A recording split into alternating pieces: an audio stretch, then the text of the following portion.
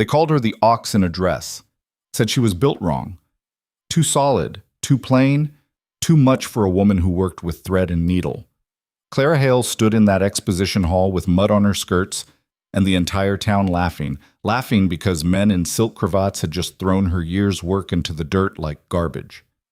She should have run, should have cried, should have disappeared, but she didn't. And when the mountain man with coal dust hands stepped through that crowd, everything changed. This is the story of a woman who refused to break.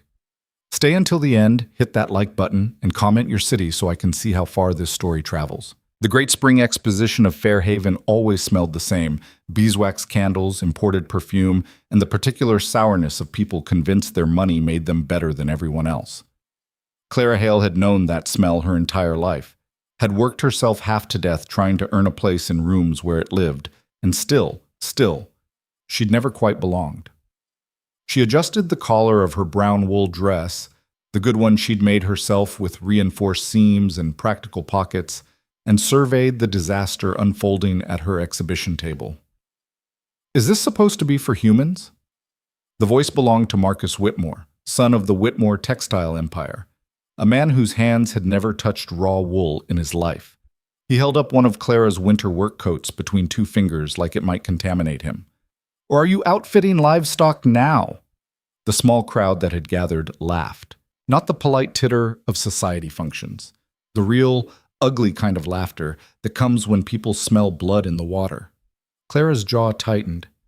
It's engineered for durability.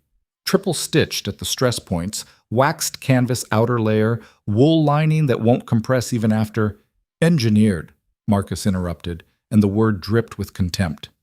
Listen to her. Engineering, as if stitching work shirts is architecture. He turned to the crowd, playing to them now.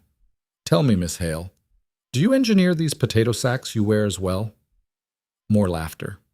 Clara felt heat crawl up her neck, that familiar flush of shame she'd spent 26 years trying to outrun. She was a big woman, not fat, just solid. Broad shoulders, strong hands, the kind of build that came from a childhood hauling water and chopping wood because her father was dead and her mother was sick, and someone had to keep them alive.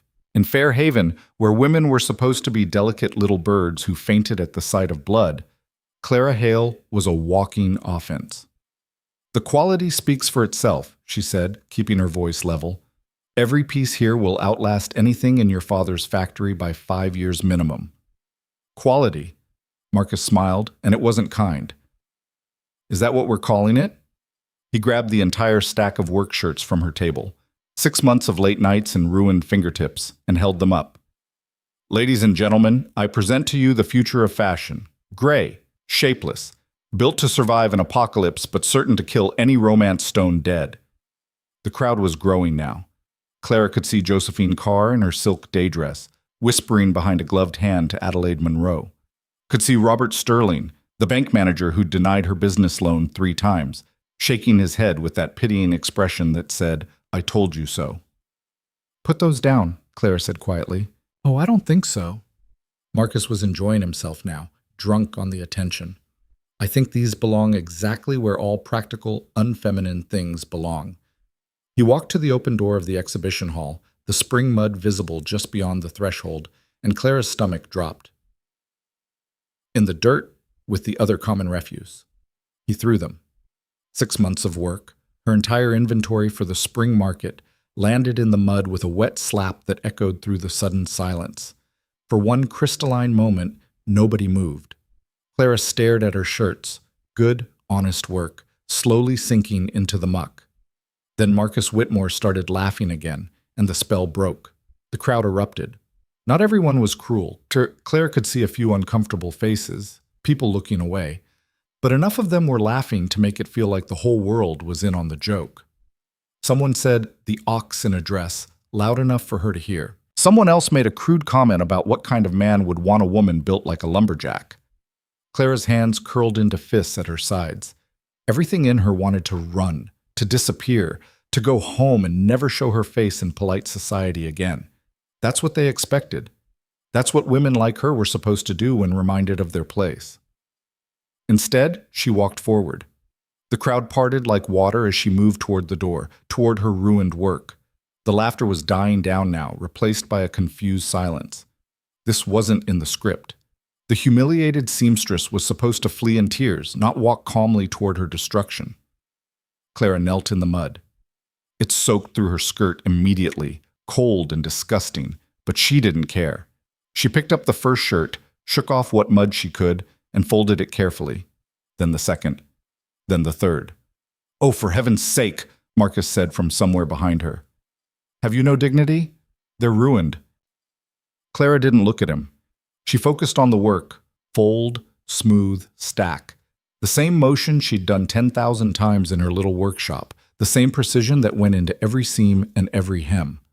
Her hands weren't shaking. That was something. "She really is pathetic," someone whispered. "Built like that and still can't find a husband. No wonder." "I heard she proposed to Thomas Crane last year. Can you imagine?" Claire's hands paused for just a second on that one. Thomas Crane, who'd courted her for 3 months, who'd said he admired her independence right up until the moment he married Sarah Bellwood, petite, delicate Sarah who couldn't change her own oil lamp without help. She picked up the fourth shirt. The mud was thick, stubborn.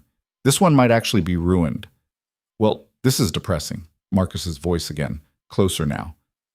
"Someone get her a bucket and rag. We can't have her cluttering up the... Move." The voice came from behind Clara, from the crowd, and it stopped Marcus mid-sentence. It wasn't loud, barely above a speaking tone, but it carried weight the way a falling tree carries weight, the kind of sound you get out of the way for. Clara looked up. The man standing at the edge of the crowd was tall, but not exceptionally so.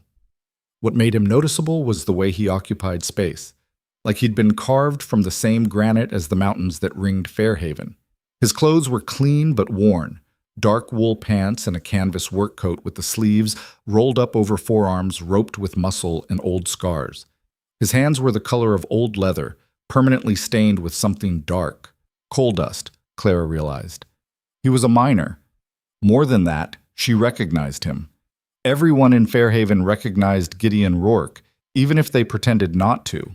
He came down from the mountains 3 or 4 times a year to buy supplies, never spoke to anyone unless absolutely necessary, and had a reputation for being dangerous in the quiet, final kind of way.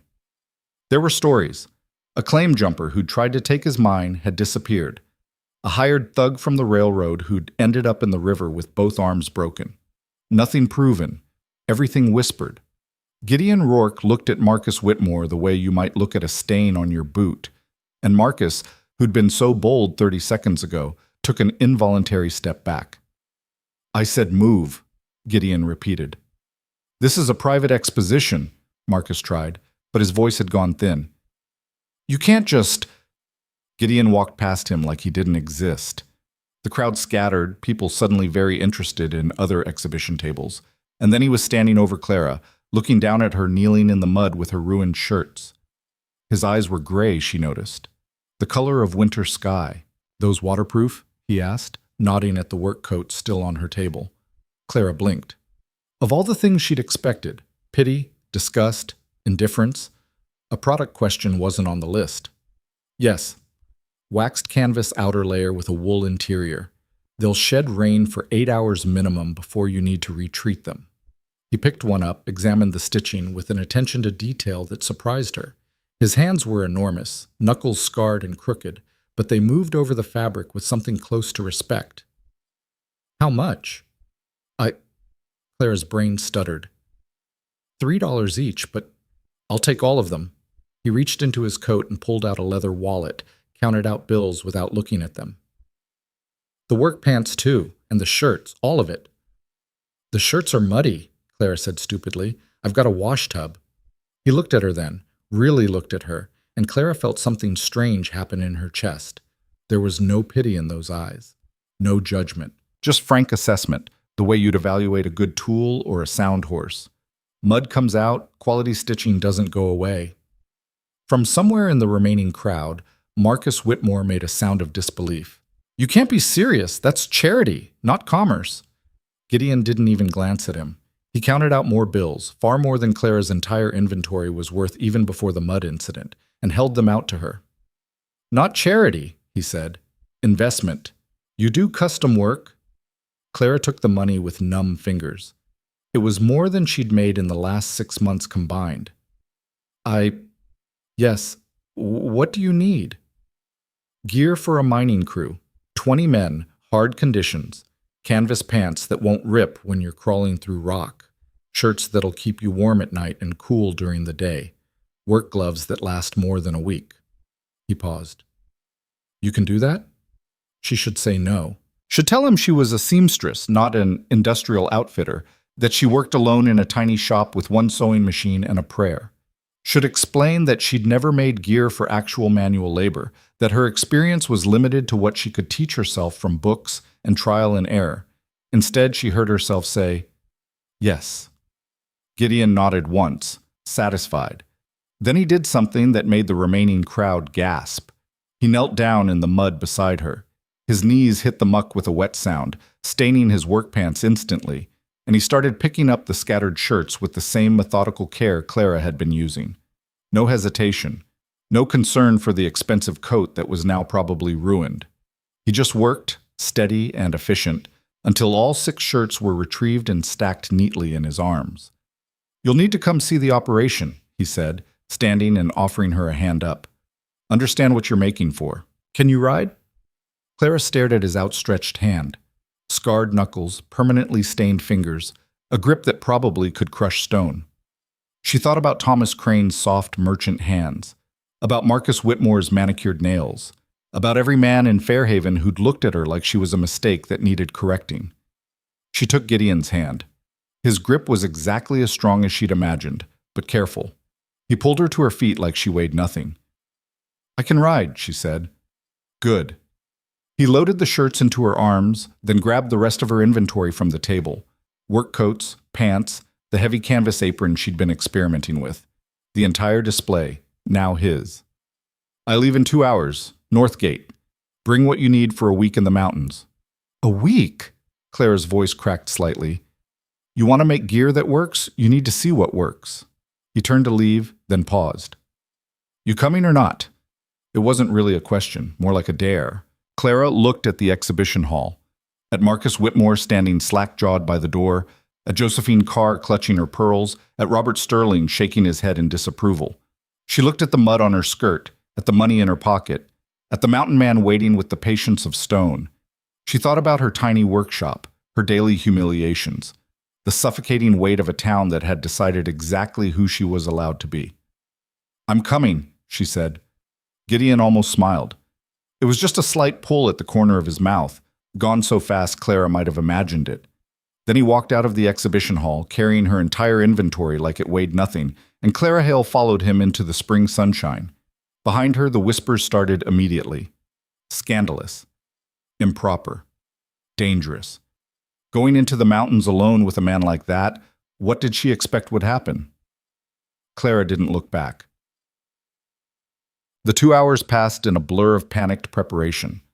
Clara's workshop was a single room above a feed store, cheap rent because the smell of grain and chicken feed never quite went away. It wasn't much, a second-hand sewing machine, a cutting table she'd built herself from scrap lumber, shelves lined with fabric bolts and thread.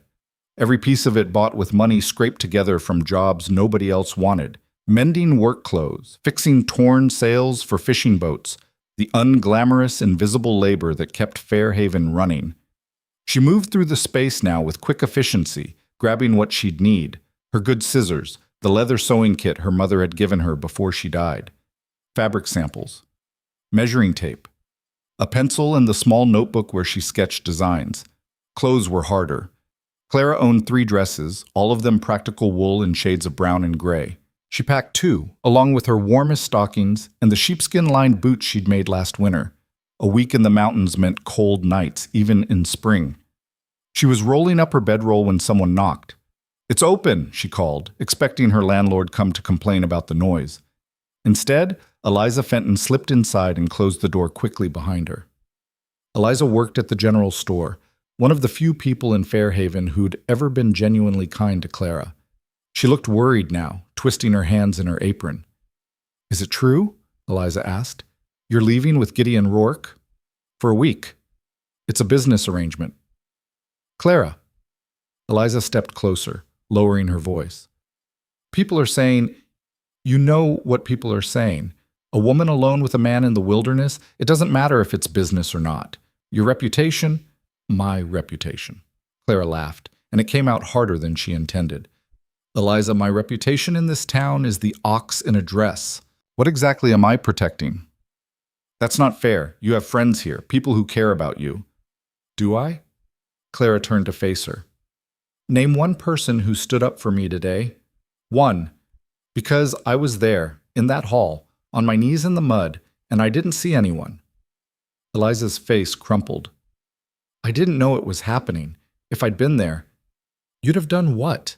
Clara softened her tone. Eliza, you're kind. I know that. But kindness from a distance doesn't pay rent. It doesn't fix the fact that every door in this town is closed to me because I don't fit their idea of what a woman should be. So you're running away. I'm taking a job. Clara finished tying her bedroll. A real job, with real pay, making things people actually need instead of begging for scraps from people who think I'm a joke. Eliza was quiet for a moment. Then, Gideon Rourke killed a man. That's what they say. They say a lot of things. But what if it's true? What if you go up there and what? Clara picked up her pack, testing the weight. He hurts me? Eliza, I've been hurt every day I've lived in this town. At least in the mountains, I'll get paid for it. That wasn't entirely fair, but Clara was done being fair.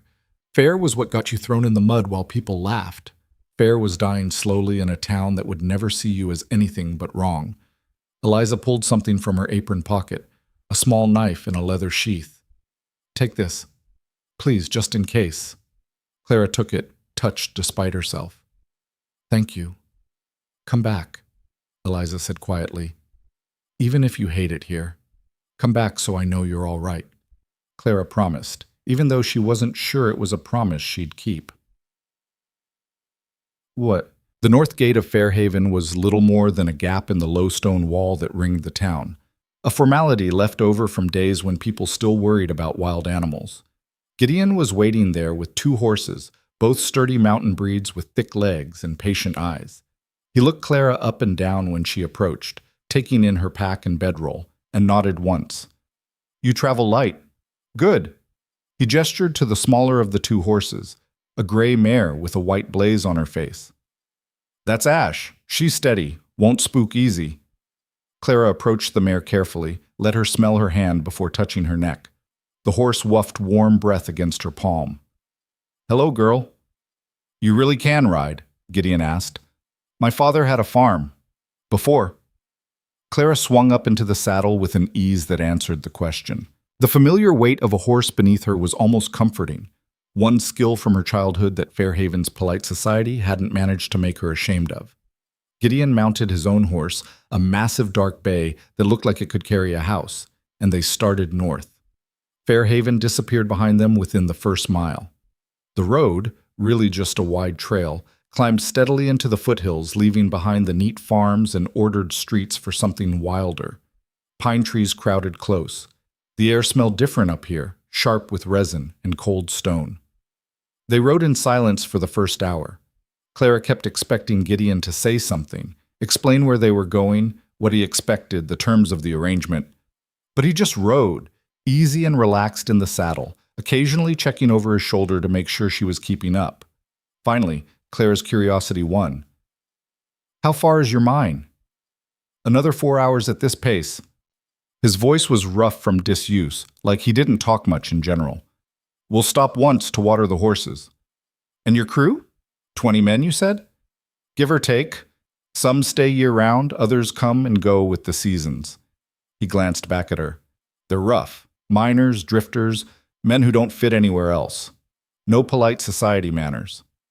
Sounds like paradise, Clara said dryly. That got her another almost smile.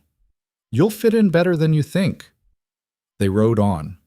The trail got steeper, rockier. Clara's thighs started to burn from gripping the saddle, muscles she hadn't used in years protesting the sustained effort. But she'd be damned if she complained. If Gideon could make this ride casually, so could she. The sun was past its peak when they finally stopped at a narrow creek to water the horses. Clara dismounted carefully, trying not to show how stiff she was, and led Ash to the water. Gideon pulled something from his saddlebag, dried meat and hard bread, and offered half to Clara without comment. They ate standing up, watching the horses drink. "Why?" Clara asked finally. Gideon looked at her. "Why what?" "Why help me? You don't know me. For all you know, I'm a terrible seamstress who got exactly what I deserved." He chewed slowly, considering.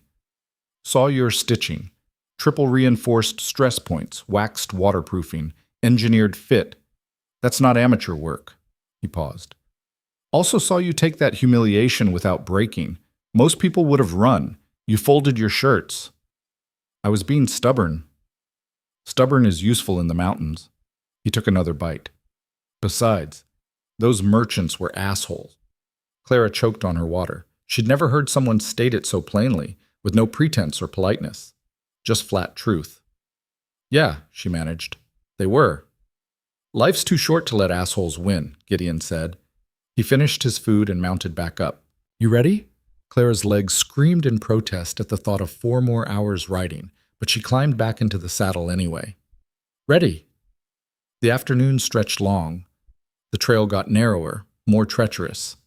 In places, it clung to the side of cliffs with nothing but air and prayer keeping them from sliding into the valleys below. Clara kept her eyes forward, trusted Ash's steady feet, and tried not to think about what would happen if the horse stumbled. Just when Clara thought her legs might actually fall off, the trail rounded a bend and opened into a small valley. The mining camp sprawled across the valley floor like something that had grown organically from the rock itself. Rough timber buildings clustered around a central area, bunkhouses, a cook shed, what looked like a forge. Rails led from the mine entrance to a series of sorting tables. Everything was functional, spare, built to last rather than impress. And everywhere, men, working the sorting tables, hauling ore carts, repairing equipment. They looked up as Gideon and Clara rode in, conversations dying mid-sentence. Clara felt 20 pairs of eyes assess her in the span of seconds. Not the way men in Fairhaven looked at her, with judgment or pity. This was different. Evaluation. The way you'd size up a new tool and decide if it would break or hold. Gideon dismounted and handed his reins to a younger man who'd hurried over. "Jack, get the horses settled. This is Clara Hale. She'll be staying in the spare cabin while she works." Jack was maybe 19, all elbows and optimistic stubble. He nodded at Clara with wide eyes. "Ma'am." "Just Clara," she said. Gideon led her toward one of the smaller buildings on the edge of the camp. It was barely more than a shed, 1 room, a narrow bed, a stove that looked like it had seen better decades. But it was clean, and more importantly, it was private. "It's not much," Gideon said. "It's mine?" Clara asked. "For now." She set her pack down, feeling something tight in her chest loosen slightly. "Then it's perfect." Gideon almost smiled again. "Dinner's at 6. Bell rings. Don't be late." He turned to leave, then paused in the doorway. "And Clara, welcome to the operation." Then he was gone, and Clara was alone in a tiny cabin in a valley full of rough men who made their living pulling stone from the earth. She should have been terrified, should have been questioning every decision that led to this moment.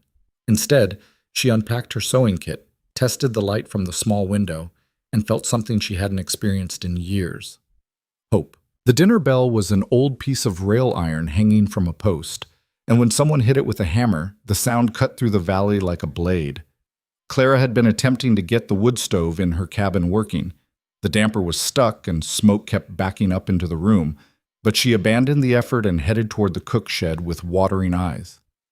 The building was larger than she'd expected. Long tables arranged in rows, benches worn smooth from years of use. The smell hit her first. Beans, salt pork, coffee strong enough to strip paint. Her stomach growled despite her nerves. 20 men were already seated or finding places, and the conversation died the instant Clara stepped through the door. She forced herself to keep walking, found an empty spot at the end of one table, and sat down like she had every right to be there. The silence stretched. Someone coughed. Clara kept her eyes on the table in front of her, counting the grain lines in the wood. Then Gideon walked in, took the seat directly across from her, and the spell broke. Conversation resumed, though quieter than before, and men started passing serving dishes. Clara took beans and pork, poured herself coffee that looked like it could dissolve a horseshoe. "You get that stove working?" Gideon asked, loading his plate with the efficiency of someone who viewed eating as fuel rather than pleasure. "The damper's seized. I'll need oil and maybe a wire brush. Tool shed. Help yourself." He ate 3 forkfuls before adding, "Probably hasn't been used in 2 years. "Who stayed there before?" "Nobody. Built it for supplies, but we needed the space." He glanced at her. "You're our first guest." "Lucky me," Clara muttered, and got another almost smile. The man to Clara's left, older, with a face like weathered saddle leather and hands missing 2 fingers, leaned over slightly. "You really make clothes?" Clara turned to face him. His eyes were curious, but not hostile. "Yes." "Huh." He went back to his beans, then said, "Name's Pike. I go through work gloves like they're made of paper. You can fix that?" "Depends on what you're doing to them." Pike held up his damaged hand. "Rope work mostly, hauling ore carts. Fingers went to frostbite 10 years back, so I don't got the same grip.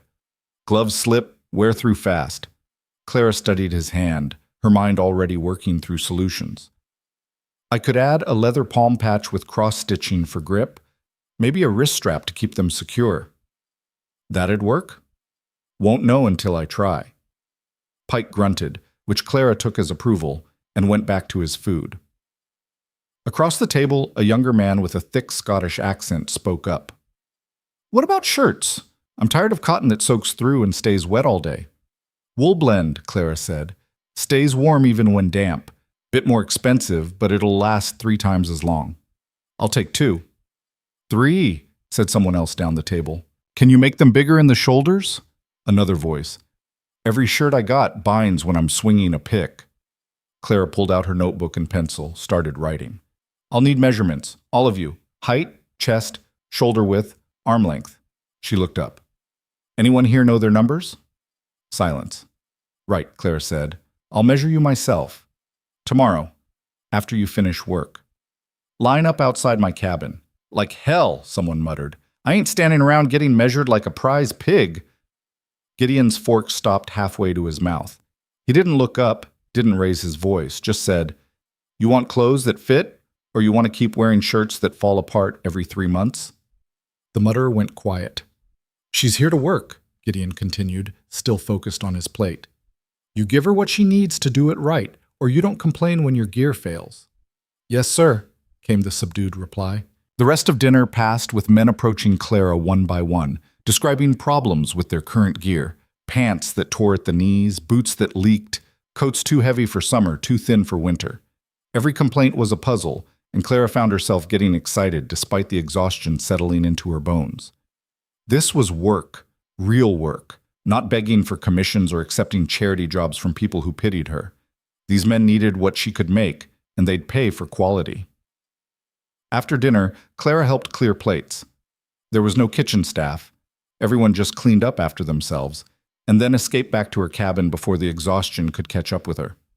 She got the stove working with oil from the tool shed, started a fire that actually drew properly this time, and fell into the narrow bed still wearing her clothes. Sleep took her before she could second-guess anything. She woke to hammering. Dawn light was barely touching the valley, gray and cold, and someone was pounding on her door like they were trying to break through it. Clara stumbled out of bed, disoriented, and yanked the door open. Jack stood there, the young man who'd taken the horses yesterday, looking sheepish. "Sorry, ma'am. Clara. But Gideon said to tell you breakfast is in 20 minutes, and if you want to see the mine operation, you need to be ready." Clara's brain was still fogged with sleep. "What time is it?" 5:30. "In the morning?" Jack blinked. "Yes?" She wanted to slam the door and go back to bed. Wanted to tell Gideon Rourke that civilized people didn't start working before the sun was properly up. Instead, she said, "I'll be there," and closed the door gently. 20 minutes later, still half asleep and probably looking like death, Clara joined the stream of men heading to the cook shed.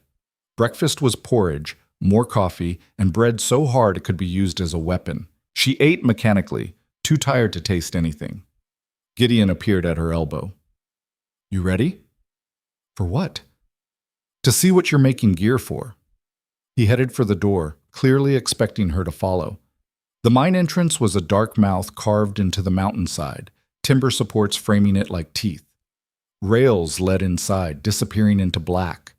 Men were already heading in with picks and shovels, lanterns casting jumping shadows. "We're going in there?" Clara asked. "You wanted to understand the work." Gideon grabbed 2 lanterns from a stack near the entrance, lit them both, handed one to Clara. "Stay close. Don't touch anything. If I tell you to move, you move." He started into the tunnel without waiting for confirmation. Clara followed because the alternative was standing there like an idiot. The darkness swallowed them within 10 feet, the lantern light barely pushing back the black.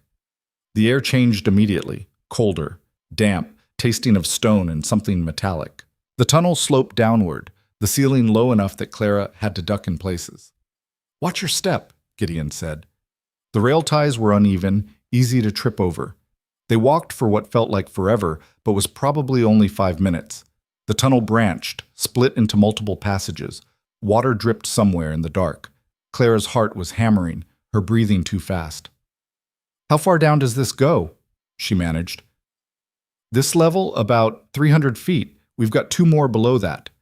He stopped at a junction where men were working, their picks ringing against stone in a rhythm that echoed weirdly. "This is the current vein. Silver ore mixed with quartz." Clara watched the men work. They were shirtless despite the cold, sweat gleaming on their backs as they swung picks with practiced precision. Each swing sent chips of rock flying. The space was cramped, barely 6 feet high, maybe 8 feet wide. Claustrophobic. "They do this all day?" she asked. 8-hour shifts, 3 rotations. Gideon pointed to a man crawling into an even smaller passage, basically a crack in the rock. "That's Skip. He's our best narrow space worker. Gets into veins nobody else can reach." Skip was small, wiry, moving through the crack with the ease of practice. Clara felt her chest tighten just watching him. "What happens if the tunnel collapses?" "We dig them out if we can." Gideon's voice was matter of fact. "Lost 2 men last year to a cave-in. Happens sometimes." Clara looked at the timber supports holding up literal tons of rock. They were solid, well-maintained, but still, just wood holding back a mountain. "The gear they wear," she said, focusing on what she could control. "It needs to be tough, but not restrictive. They need to move." "Now you're thinking like a miner." They went deeper. Gideon showed her the ventilation shafts that kept air flowing, the pumps that fought the constant seepage of water, the ore carts that hauled rock to the surface. Every piece of the operation was brutal, dangerous work that required absolute precision. By the time they emerged back into daylight, Clara's lungs were burning and she had a new appreciation for what these men did every day. She also had a notebook full of observations. "Pants need reinforced knees and seat," she said, squinting in the sudden brightness. "The crawling wears through fabric fast. Shirts should be sleeveless or short-sleeved. It's too hot down there for long sleeves. And everything needs to be dark-colored because the dust and stains won't show." Gideon nodded, looking satisfied. "Told you you'd fit in." The next week fell into a rhythm. Clara woke at dawn, choked down breakfast, and spent her days learning the camp. She watched men work the sorting tables, separating ore from waste rock. Observed the blacksmith repairing tools, noting how the heat and sparks destroyed clothing. Sat with the rope crews and learned about friction burns and grip problems. At night, she measured. The men lined up outside her cabin after dinner, grumbling but cooperative, and Clara recorded every dimension: chest size, inseam, shoulder width. Some of the men were easy, standard builds, predictable proportions. Others were challenges. Pike with his missing fingers needed custom glove work. A man named Marcus, no relation to the Whitmore asshole, thank goodness, was 7 feet tall and required everything scaled up. Clara filled page after page with numbers, sketches, notes. Her fingers cramped from writing, but she didn't stop. On the 4th day, a problem emerged. She was in the cook shed making coffee. She'd learned the trick was to add eggshells to cut the bitterness when she heard raised voices outside. Through the window, she saw 3 men confronting Gideon near the tool shed. The body language was aggressive, territorial. Clara grabbed her coffee and stepped outside, staying near the door but within earshot. "Don't care what you paid her," one of the men was saying. He was broad-shouldered, thick-necked, with the kind of face that looked angry even when it wasn't. "We don't need some woman here playing dress-up." "Burke, we've had this conversation."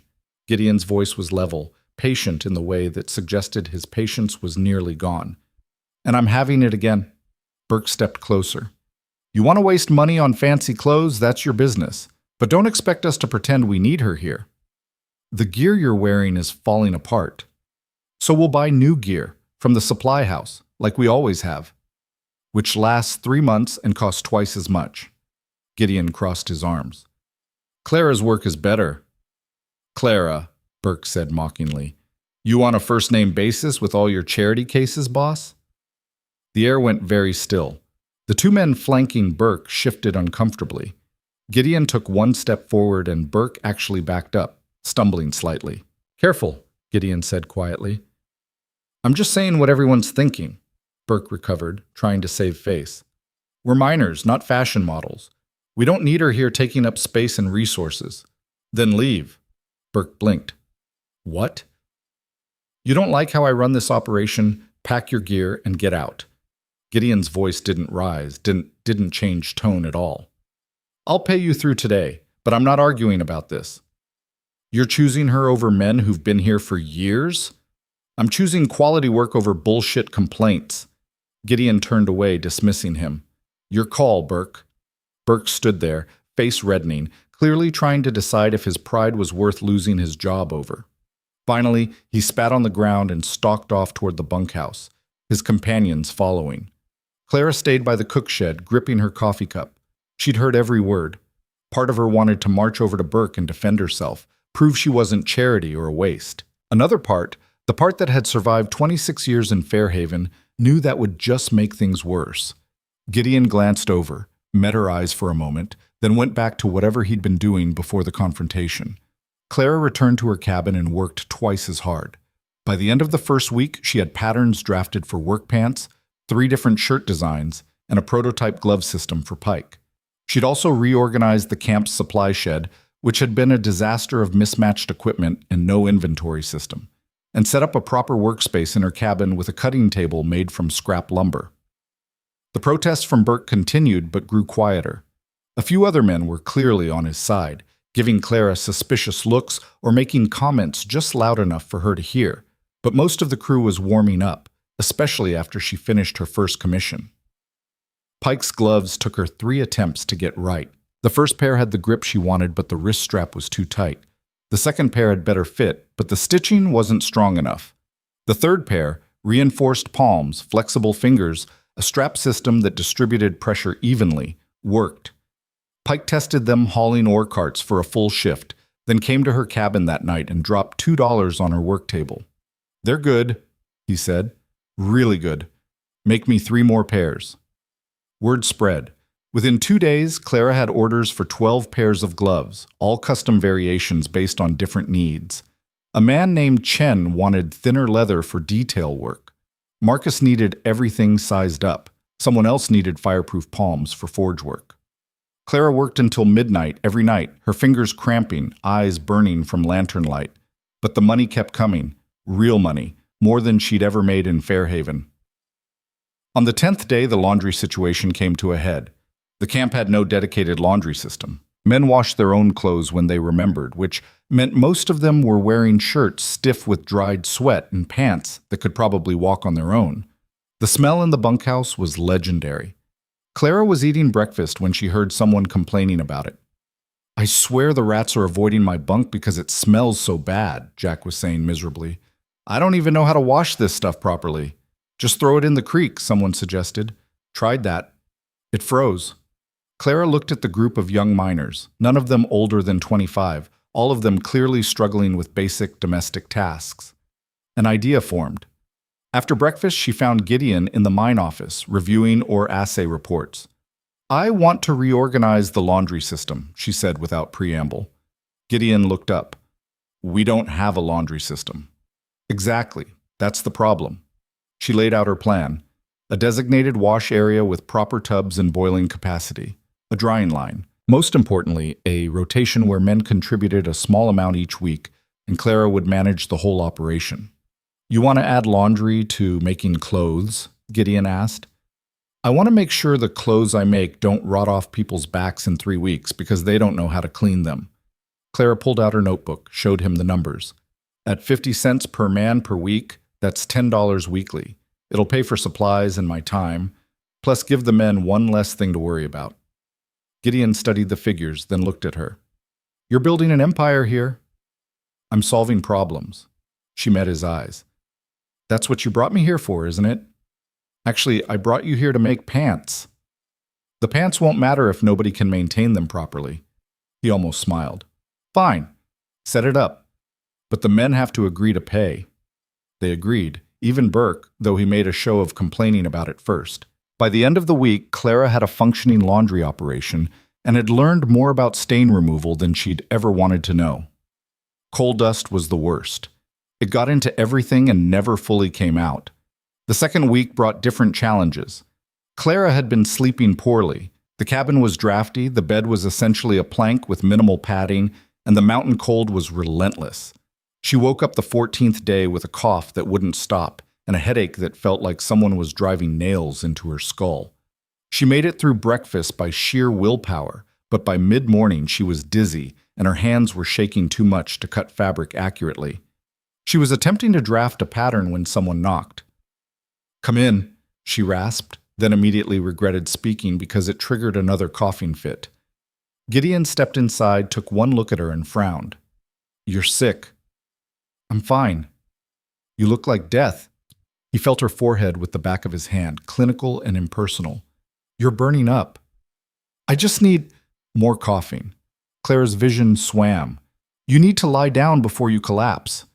Gideon steered her toward the bed with surprising gentleness. When did this start? This morning. It's just a cold. Mountain fever probably. Happens when you're not used to the altitude and the temperature swings. He grabbed the blanket from her bed, wrapped it around her shoulders. Stay here. I'll send Jack with medicine and soup. I have work. The work will wait. He paused at the door. Clara, rest. That's not a suggestion. She wanted to argue, but another coughing fit took her, and by the time she could breathe again, he was gone. Jack showed up 20 minutes later with a tin cup of something that smelled terrible and a bowl of broth. Gideon says you have to drink all of it, he said apologetically, setting both on the small table by her bed. The medicine tasted worse than it smelled, some kind of herbal mixture that burned all the way down, but Clara choked it down. The soup was better. She managed half the bowl before exhaustion dragged her under. She woke to darkness and someone moving around her cabin. Clara jerked upright, instantly alert, and her head spun from the sudden movement. Easy. Gideon's voice from near the stove. Just me. Her eyes adjusted. He was adding wood to the fire, which had burned down to coals while she slept. The new logs caught quickly, throwing warm light across the room.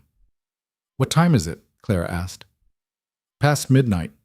He moved to the table, poured water from a pitcher into a cup. You should drink this. Clara took the water, her throat raw and grateful. You didn't have to check on me. Someone had to make sure you didn't die in your sleep. He pulled the cabin's only chair closer to the bed and sat down, which surprised her. How do you feel? Like I got trampled by a horse? That's an improvement. Earlier you looked like the horse backed up and trampled you again. He studied her in the firelight. The fever should break by morning, but you need to rest tomorrow too. I can't afford to rest. I have orders. That can wait one day. His voice was firm. You're no good to anyone if you work yourself into pneumonia. Clara wanted to argue, but the truth was she felt terrible, and the idea of cutting fabric right now made her want to cry. Fine. One day. Good.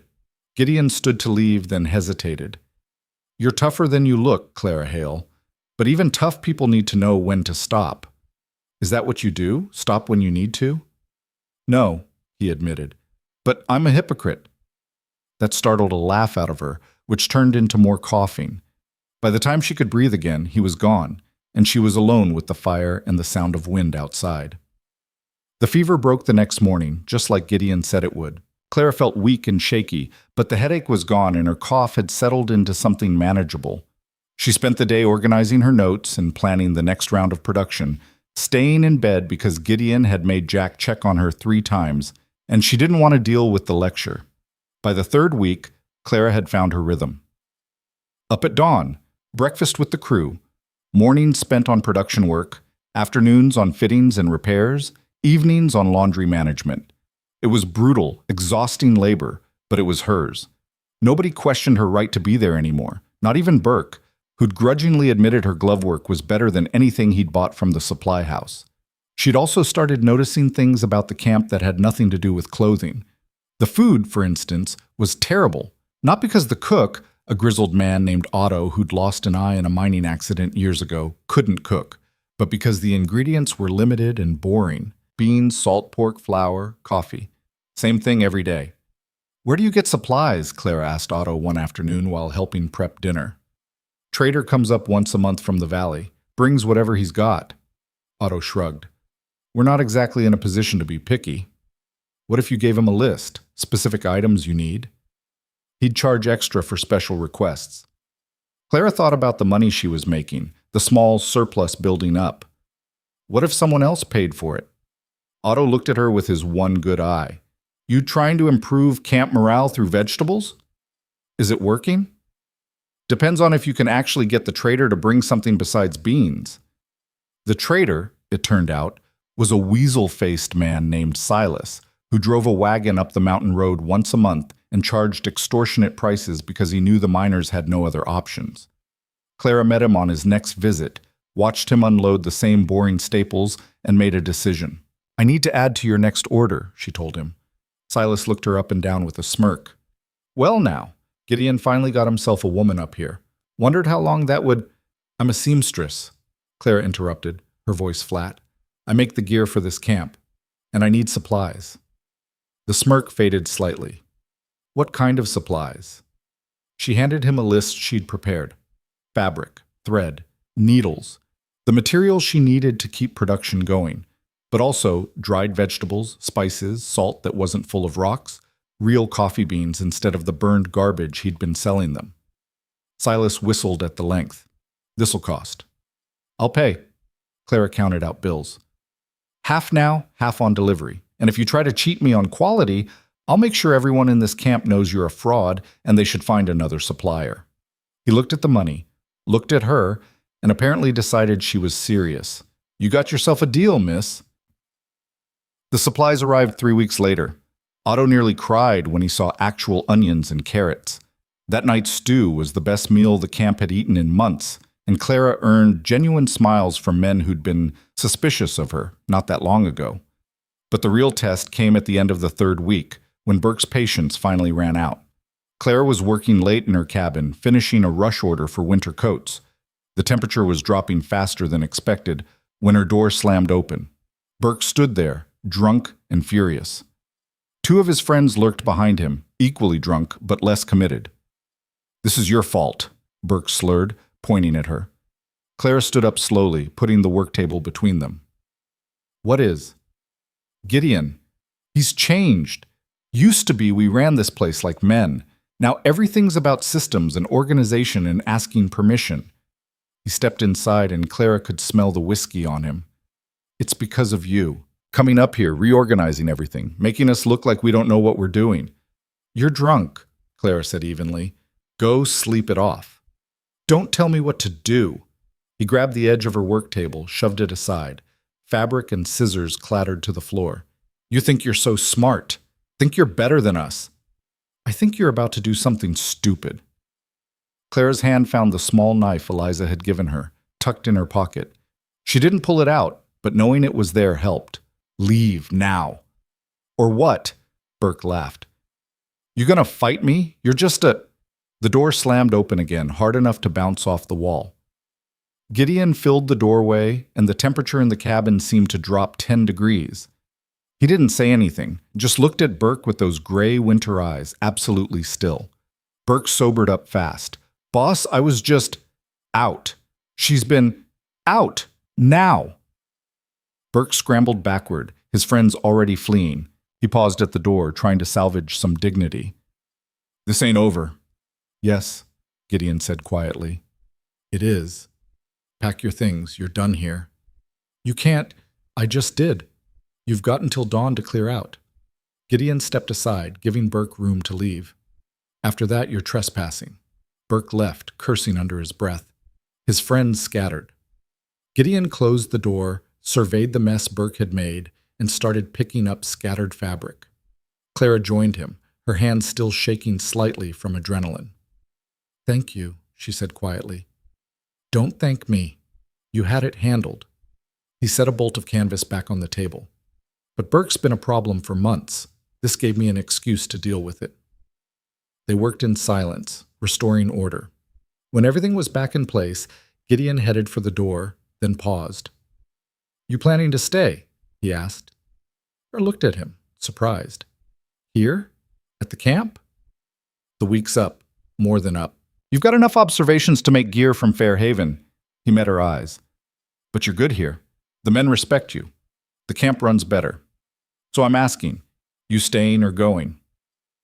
Clara thought about Fairhaven, about her tiny workshop above the feed store, the daily humiliations, the slow suffocation of a life that would never be more than it already was. Then she thought about this valley, these rough men who valued her work, the brutal honesty of a place where you proved yourself through results instead of bloodlines. "I'm staying," she said. "If you'll have me." Gideon almost smiled, that rare pull at the corner of his mouth. "Then we should probably discuss pay. Real pay, not just commissions." They negotiated for an hour, Clara arguing for her worth while Gideon pushed back with reasonable questions about supply costs and profit margins. They settled on a salary that made Clara's head spin, more than she'd made in an entire year in Fairhaven, plus a percentage of profits from the gear sales. "One condition," Gideon added, "you teach some of the younger men basic repair work. I don't want them dependent on you for every torn seam." "Deal." They shook on it, his scarred hand engulfing hers, and Clara felt something shift. This wasn't temporary anymore. This was her life now. The next morning, Burke was gone. Most of the camp seemed relieved rather than upset. Pike mentioned that Burke had been causing problems for months, starting fights, dodging work, stealing from supplies. Gideon had tolerated it because Burke was a good miner, but apparently there were limits. With Burke gone, the atmosphere in camp improved noticeably. Men started approaching Clara with ideas instead of complaints. What if the work pants had more pockets? Could she make a coat that converted to a vest? Someone wanted reinforced gloves for blasting work. Clara expanded her operation. She hired Jack part-time to help with laundry and simple repairs, teaching him basic stitching. She organized a proper inventory system for camp supplies and discovered they'd been hemorrhaging money on duplicate orders and wasted materials. Slowly, without quite meaning to, Clara became essential. Not just for clothes, but for the entire functioning of the camp. When equipment went missing, Clara's inventory system found it. When men got sick, Clara had reorganized the medical supplies so treatment was faster. When morale was low, Clara improved the food. Gideon noticed. He started asking her opinion on things that had nothing to do with sewing, shift rotations, supply orders, even mining strategy. Clara offered ideas cautiously at first, expecting to be dismissed, but Gideon listened, weighed her suggestions seriously, and implemented the ones that made sense. One night, 6 weeks after her arrival, Clara was doing laundry by lantern light when Gideon appeared. "You're working late," he observed. "Marcus needs his shirts by tomorrow. He's going down to the valley." She wrung out a shirt with practiced efficiency. "What are you doing up?" "Couldn't sleep." He grabbed a shirt from the basket, started wringing it out. "Mind if I help?" "You don't have to." "I know." They worked together in comfortable silence, the kind that comes from familiarity rather than awkwardness. The night was cold but clear, stars brilliant overhead. "You ever regret it?" Gideon asked after a while. "Coming here?" Clara thought about it honestly. "Sometimes, when I'm exhausted or when the work feels impossible." She hung a shirt on the line. "But then I remember what I left behind, and no, I don't regret it." Fairhaven that bad? Fairhaven was suffocating. Everyone already decided who I was and what I could be. There was no room to become anything else. She looked at him. "Here, I get to build something, even if it's hard."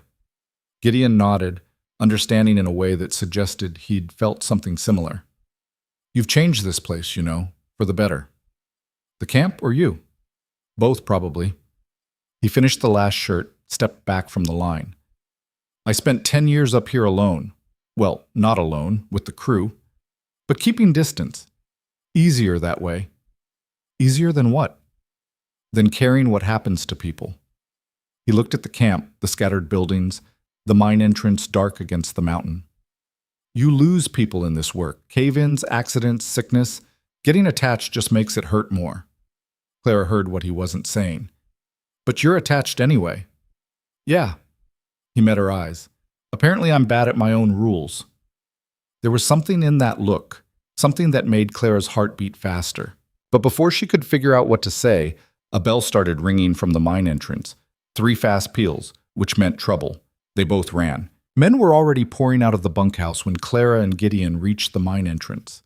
Pike was there, his face grim in the lantern light, along with Chen and half a dozen others from the night shift. What happened? Gideon demanded. Collapse in Tunnel 4, Pike said. Partial, not complete. But Skip's trapped on the other side with 2 others. We can hear them through the debris. Clara's stomach dropped. Skip, the small wiry man who could fit into spaces nobody else could reach.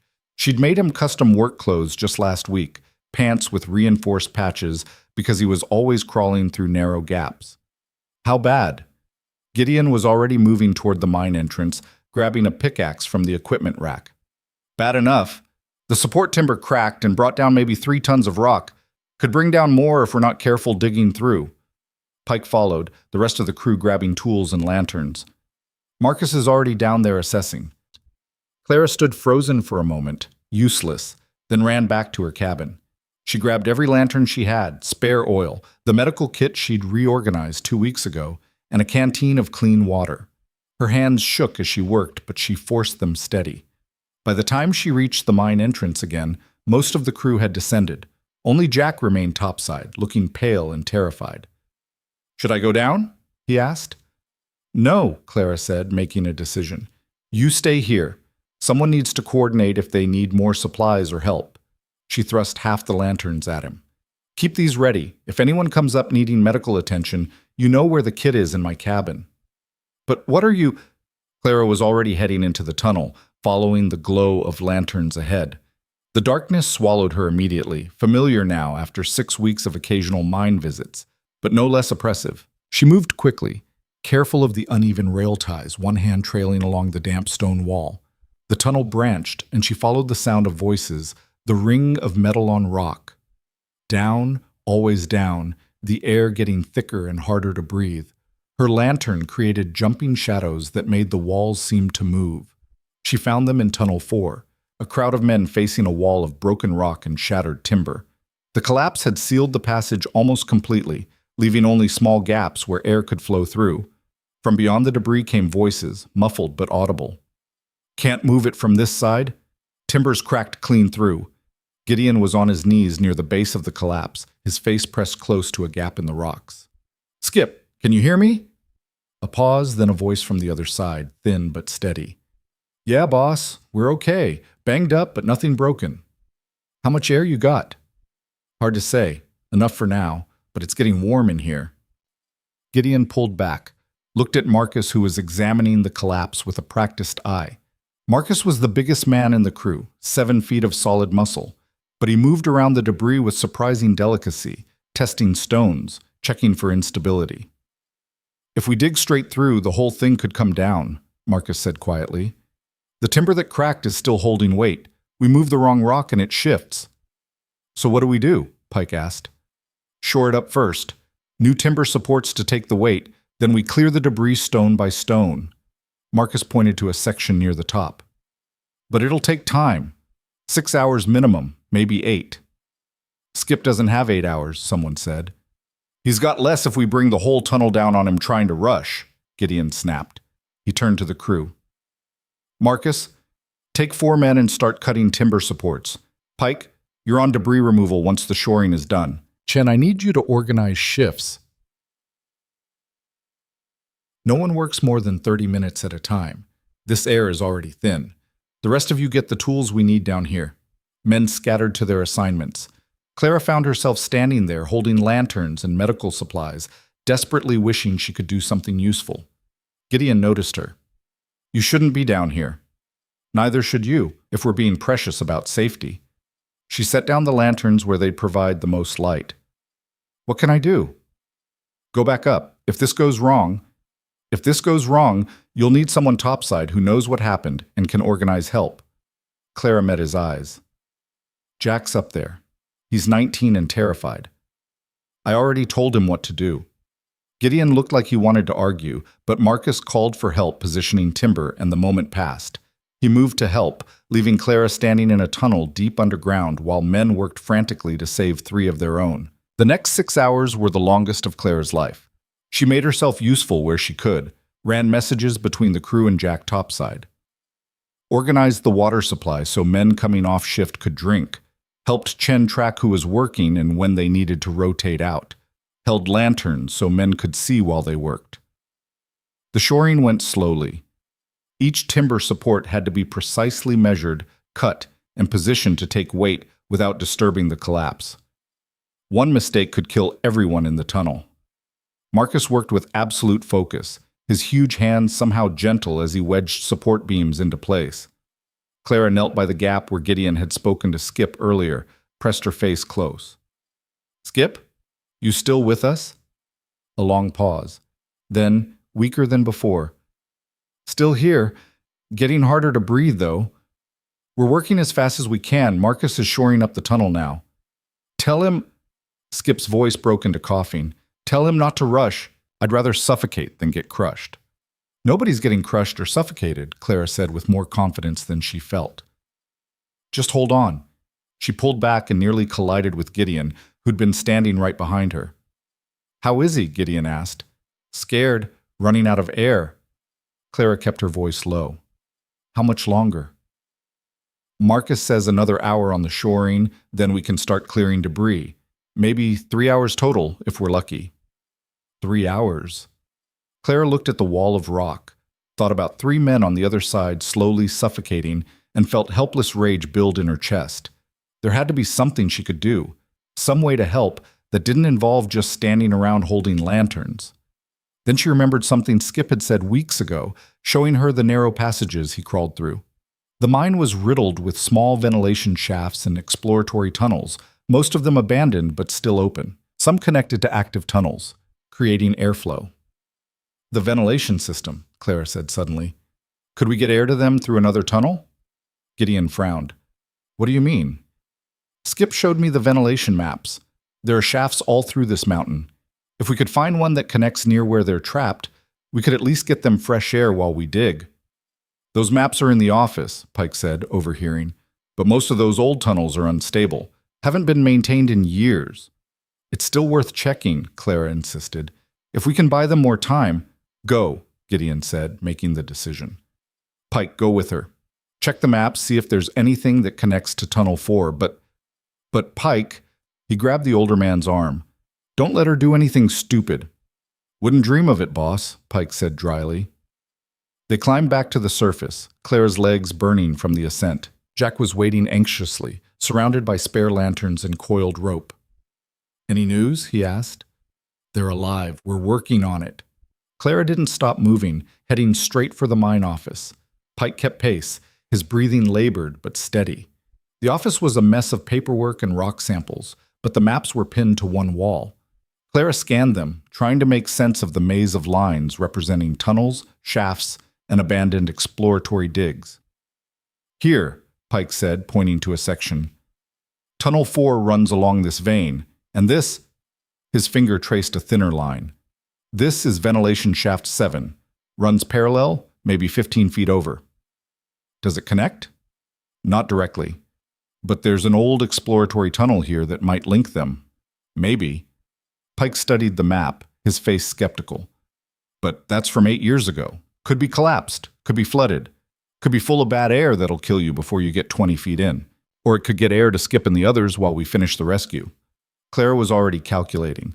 The shaft entrance was marked on the map, about a quarter mile from the main mine entrance. "Where's the access point?" "North side of the mountain. But Clara—" "Show me."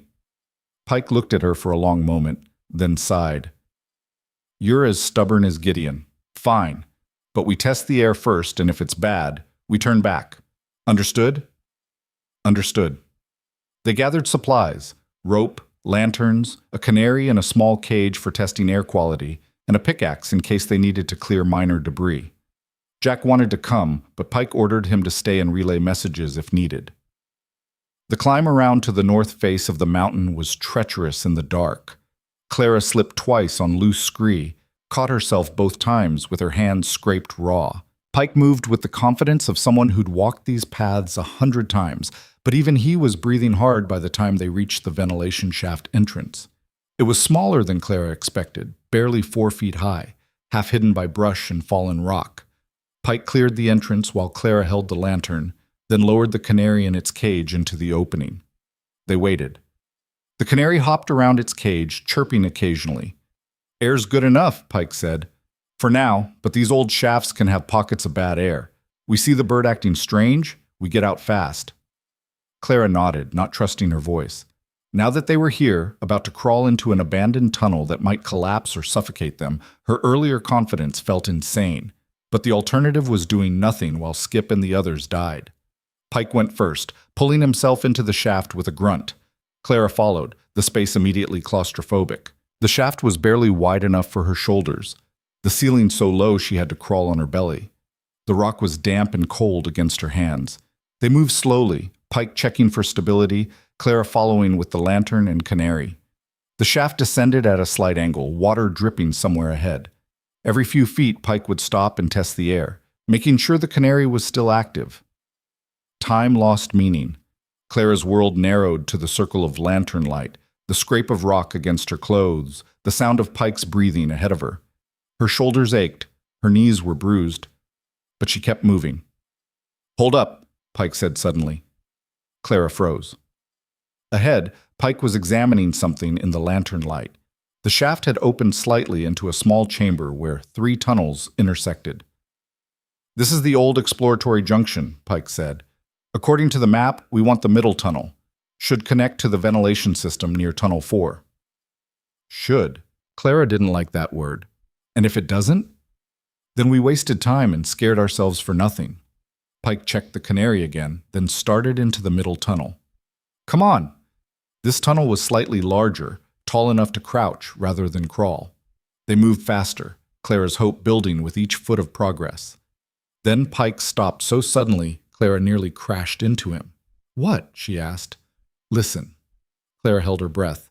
At first she heard nothing, then voices, muffled and distant, but definitely human voices, and the sound of metal on rock. "That's the main rescue team," Pike said, excitement creeping into his voice. "We're close." They pushed forward more urgently now. The tunnel curved, descended slightly, then opened into a narrow shaft that went straight down maybe 8 feet. Pike peered over the edge, holding his lantern low. "There," he said. "See that? That's Tunnel 4, other side of the collapse. I can see light through the gaps in the rock." Clara looked. Through the debris of the collapse, she could see faint lantern light and movement. They'd made it. "Skip," Pike called down. "Skip, can you hear me?" A pause. Then Skip's voice, weak but clear. "Pike, where the hell are you?" "Ventilation shaft above you. We're going to get you air." Pike was already uncoiling rope. "Clara, help me lower this down. Skip, can you grab rope if we drop it?" Yeah, I can reach." They worked quickly. Pike tied the rope around a solid rock protrusion, tested it twice, then started lowering the end down through the shaft. Clara helped feed the rope, trying to keep it from snagging on sharp edges. "Got it." Skip's voice came up, stronger now. "We got it." "Tie it to something solid," Pike instructed. "We're going to widen this shaft, get you more airflow. Just hold on." Clara and Pike took turns with the pickaxe, carefully enlarging the ventilation shaft without destabilizing anything. It was delicate work, too aggressive and they could cause another collapse. Too timid, and Skip would suffocate before they finished. Rock chips rained down into Tunnel 4 below. Clara's arms burned from swinging the pick. Her hands blistered despite the gloves she'd made herself. But gradually, the shaft widened enough that actual airflow became possible. "Better," Skip called up after 20 minutes. "I can breathe easier." "How are the other 2?" Clara asked. "Alive, scared, Miller's got a broken arm, we think, but he'll live. Clara sat back, letting Pike take over the digging, and felt the adrenaline start to fade. They'd done it. Not a complete rescue, but they'd bought time. Skip and the others would make it now. She must have dozed off sitting there in the tunnel, exhausted beyond measure, because the next thing she knew, Pike was shaking her shoulder. Clara, come on, they've broken through. They made their way back through the ventilation system, a trip that seemed shorter now, but no less harrowing. By the time they emerged on the north face, dawn was breaking over the mountains, the sky that particular shade of gray that comes before sunrise. The walk back to the main mine entrance felt endless. Clara's legs shook with every step. When they finally reached the camp, a crowd had gathered outside the mine, and as Clara and Pike approached, 3 figures emerged into the early light. Skip was in the middle, supported by 2 other miners. He was covered in rock dust, one side of his face bruised purple, but he was grinning. Behind him came the other 2 trapped men, Miller with his arm in a makeshift sling, both looking like they'd aged 10 years. The crew erupted in cheers. Men grabbed Skip, pounded his back, offered water and food. It was chaos, joyful and relieved.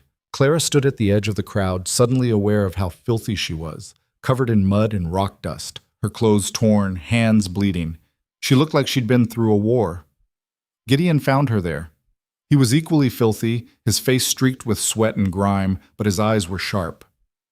Pike told me what you did, he said quietly. It was his idea too, and Skip's maps. But you pushed for it when everyone else had given up on anything but the main dig. He looked at her for a long moment. That saved their lives, Clara. The extra air bought us the time we needed. Clara didn't know what to say to that. She'd just been trying to help, to be useful, to do something other than stand around feeling helpless. Before she could formulate a response, Skip broke away from the crowd and limped over to them. Up close, he looked worse, cuts on his forehead, one eye swollen nearly shut. But his grin hadn't faded. Heard you crawled through the old ventilation system in the dark to get us air, he said to Clara. Pike did most of the work. Pike says you wouldn't take no for an answer. Skip stuck out his hand. Thank you, seriously. I was starting to think I'd die in that tunnel. Clara shook his hand, his grip surprisingly strong despite the ordeal. You're welcome. Just maybe stay out of collapsing tunnels for a while? No promises, Skip said, then rejoined the celebration. The rest of the day passed in a blur. Clara helped Otto prepare a massive breakfast for the crew. Nobody was going back to sleep after that. She cleaned her wounds, changed clothes, and tried to process everything that had happened.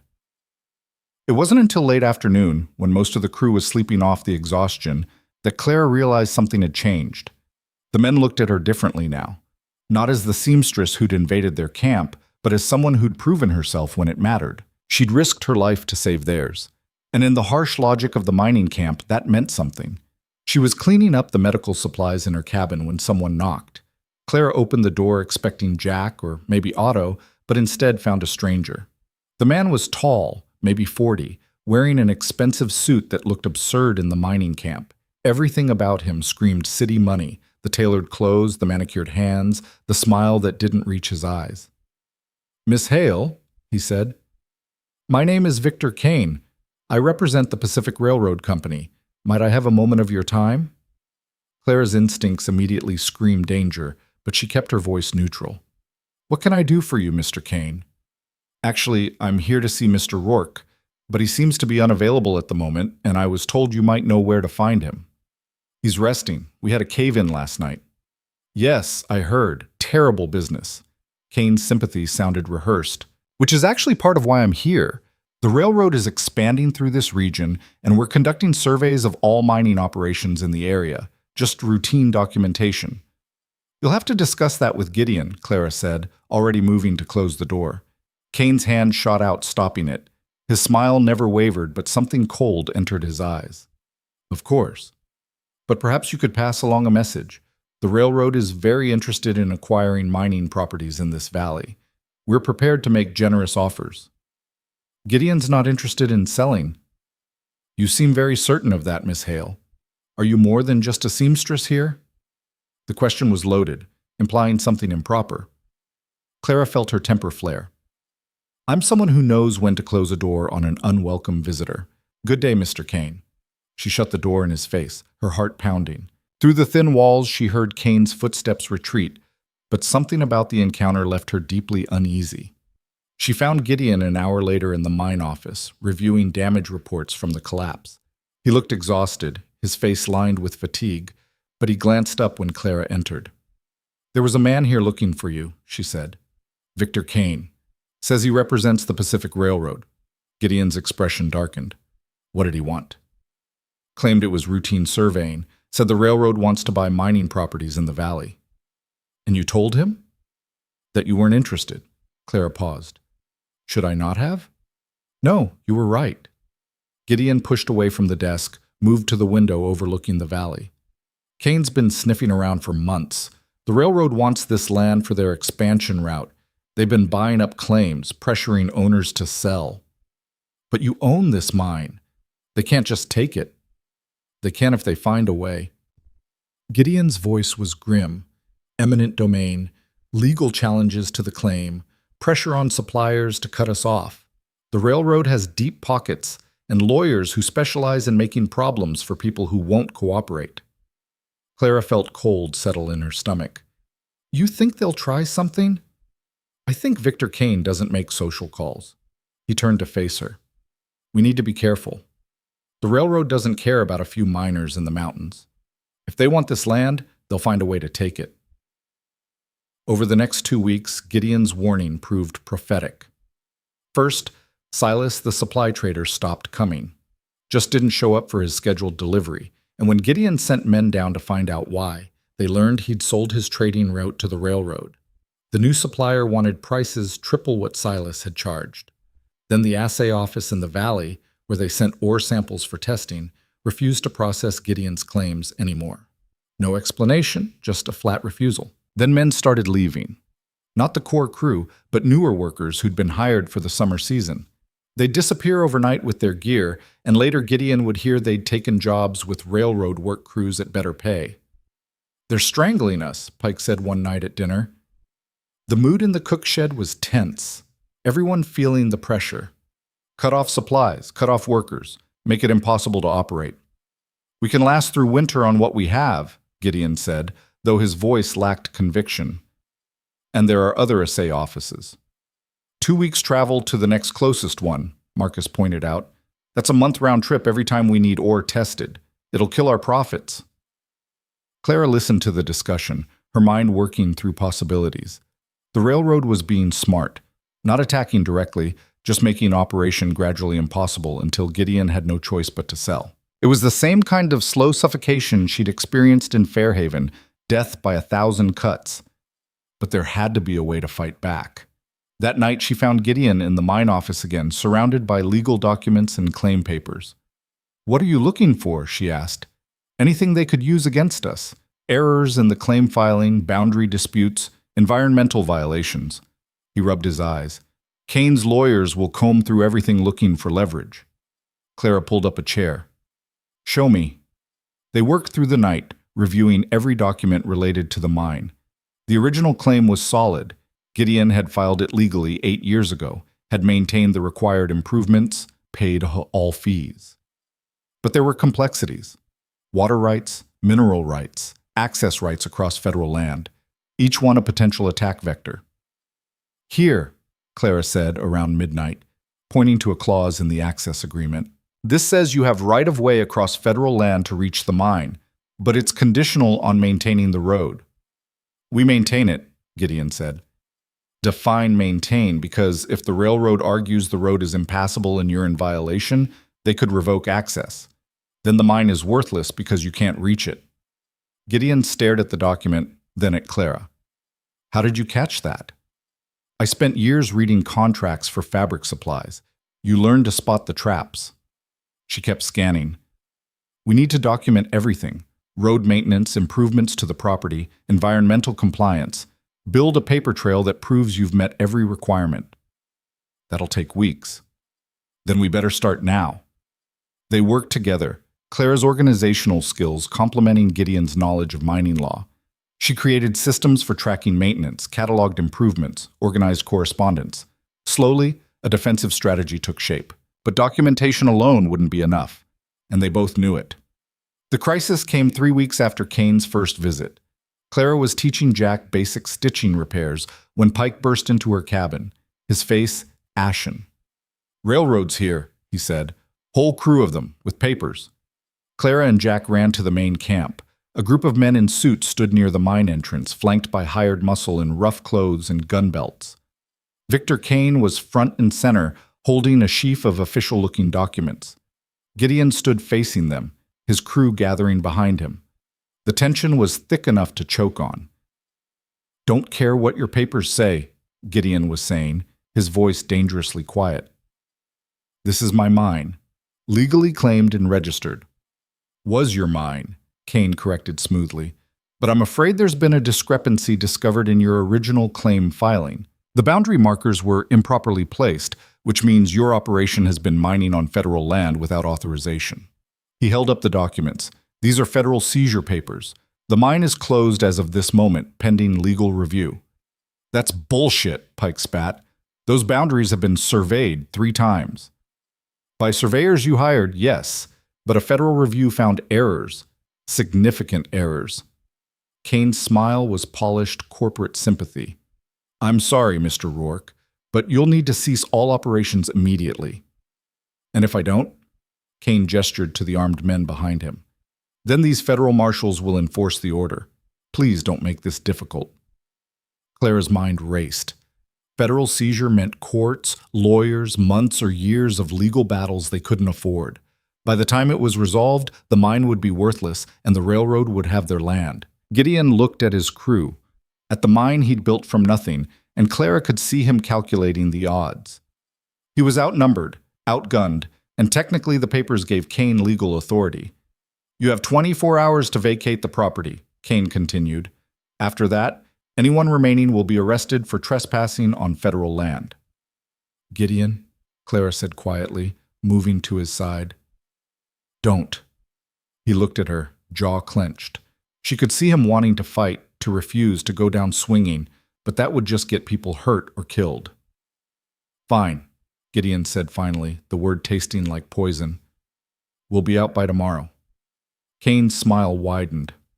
"Excellent. The railroad appreciates your cooperation." He signaled to his men, who began posting official notices on the buildings. As the railroad crew left, Clara grabbed Gideon's arm before he could storm off. "This isn't over," she said. "The hell it isn't. They've got federal backing, forged or not. We can't fight that." "Yes, we can." Claire's mind was crystallizing around a plan, risky and probably insane, but the only option she could see. "But not here. We need to take this public." Gideon stared at her. "What are you talking about?" "The railroad is betting on you rolling over or fighting here where they control everything. They don't expect you to fight in court, in front of witnesses, where their lies can be exposed." Clara pulled out her notebook, started writing. "We have documentation. We have proof your claim is legitimate. What we need is a venue where that proof matters. A trial would take months. We'd lose everything before it even started. Not if we force it to happen fast. Not if we make enough noise that the railroad can't bury it quietly." She looked up at him. "Trust me, I've spent my whole life watching powerful people crush anyone who doesn't fight back smart. It's time to fight back smart." Gideon searched her face, looking for something.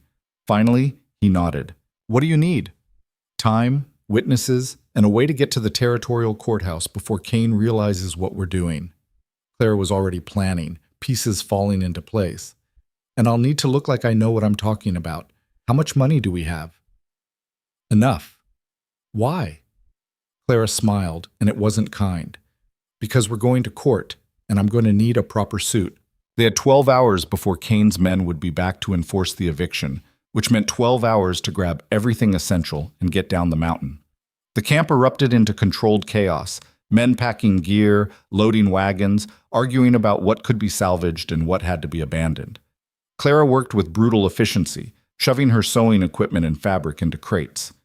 Every piece of documentation Gideon had went into a leather case she'd waterproofed herself. The claim papers, surveyor reports, correspondence with the federal land office, receipts for every improvement made to the property. It all had to come with them.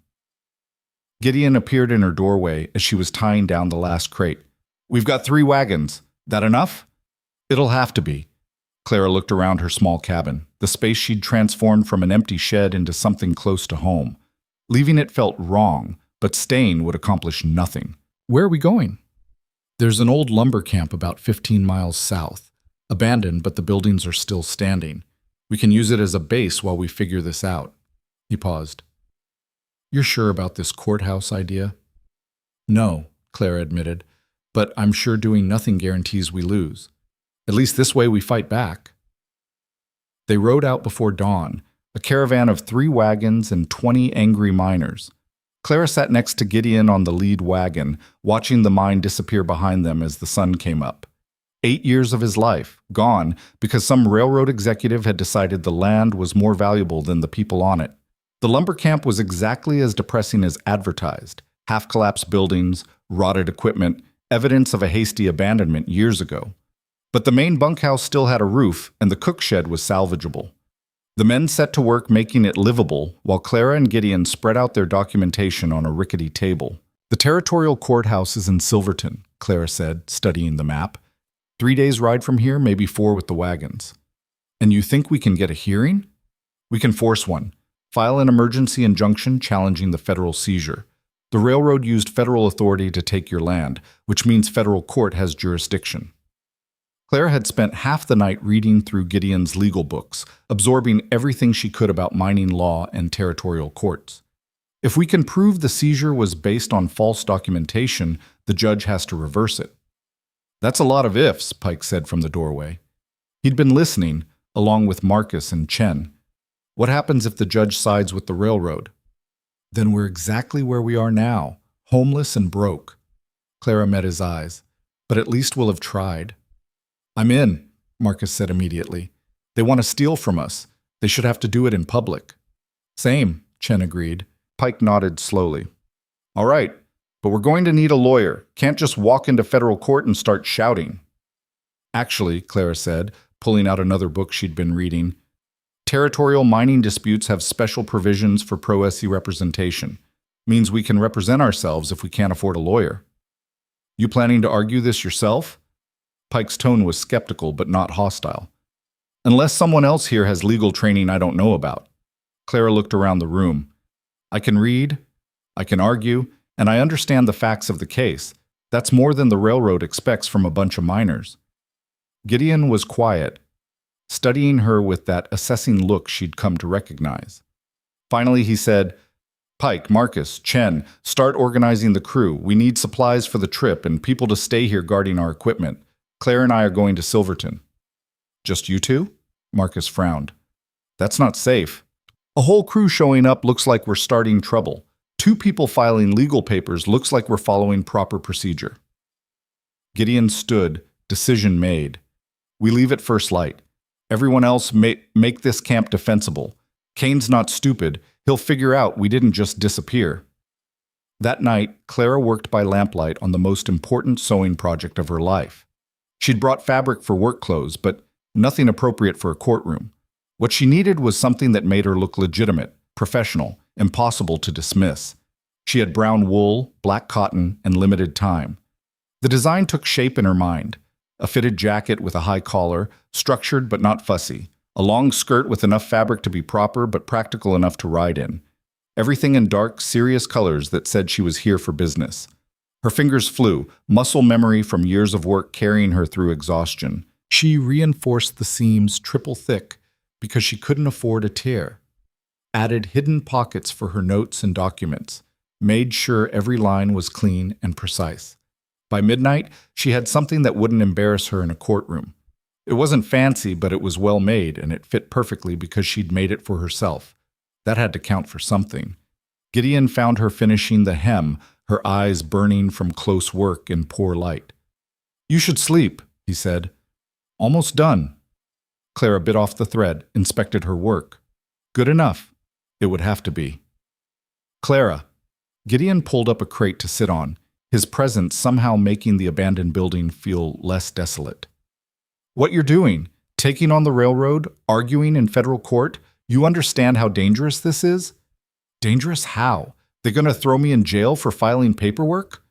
Kane has a reputation. People who cause him problems tend to have accidents. Gideon's voice was flat, stating facts. I can't protect you in Silverton. If something happens, then something happens. Clara set down her sewing, met his eyes directly. Gideon, I spent 26 years being safe, being small and quiet and not causing problems. And you know what it got me? A tiny workshop in a town that hated me and a life so small I could barely breathe in it. She gestured to the jacket she'd made. This is the first time I've ever fought for something that actually matters. I'm not backing down because it's risky. He studied her face, something complicated moving behind his eyes. You've changed since Fairhaven. So have you. You actually smile occasionally now. That's your fault. I'll take the credit. Clara stood, her back protesting from hours hunched over sewing. We should both sleep. Long ride tomorrow. Gideon stood too, close enough that Clara could see the silver threading through his dark hair, the fine scars on his hands from years of hard work. For a moment, she thought he might say something important. Instead, he just nodded and left.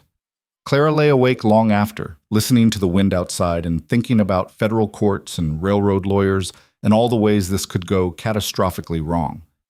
They left at dawn with minimal supplies, food for a week, bedrolls, and the waterproof case containing every scrap of documentation they had. The ride to Silverton would take them through rough country, and Gideon had insisted they travel light and fast. Kane will have men watching the roads, he explained as they saddled the horses. We see anyone suspicious, we avoid them.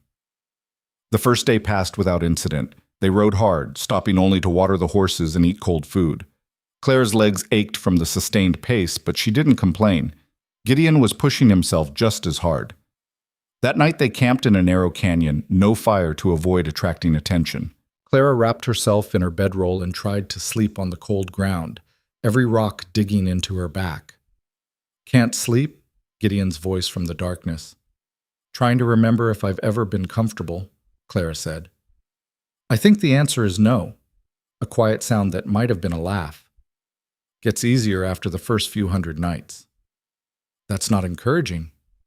Silence for a moment, then, thank you for doing this. Most people would have walked away when Kane showed up. Most people didn't build their entire life in 3 months at your mine. Clara shifted, trying to find a position that didn't hurt. Besides, I'm not doing this just for you. I'm doing it because the railroad shouldn't win. Because people like Kane take and take and take, and somebody has to tell them no.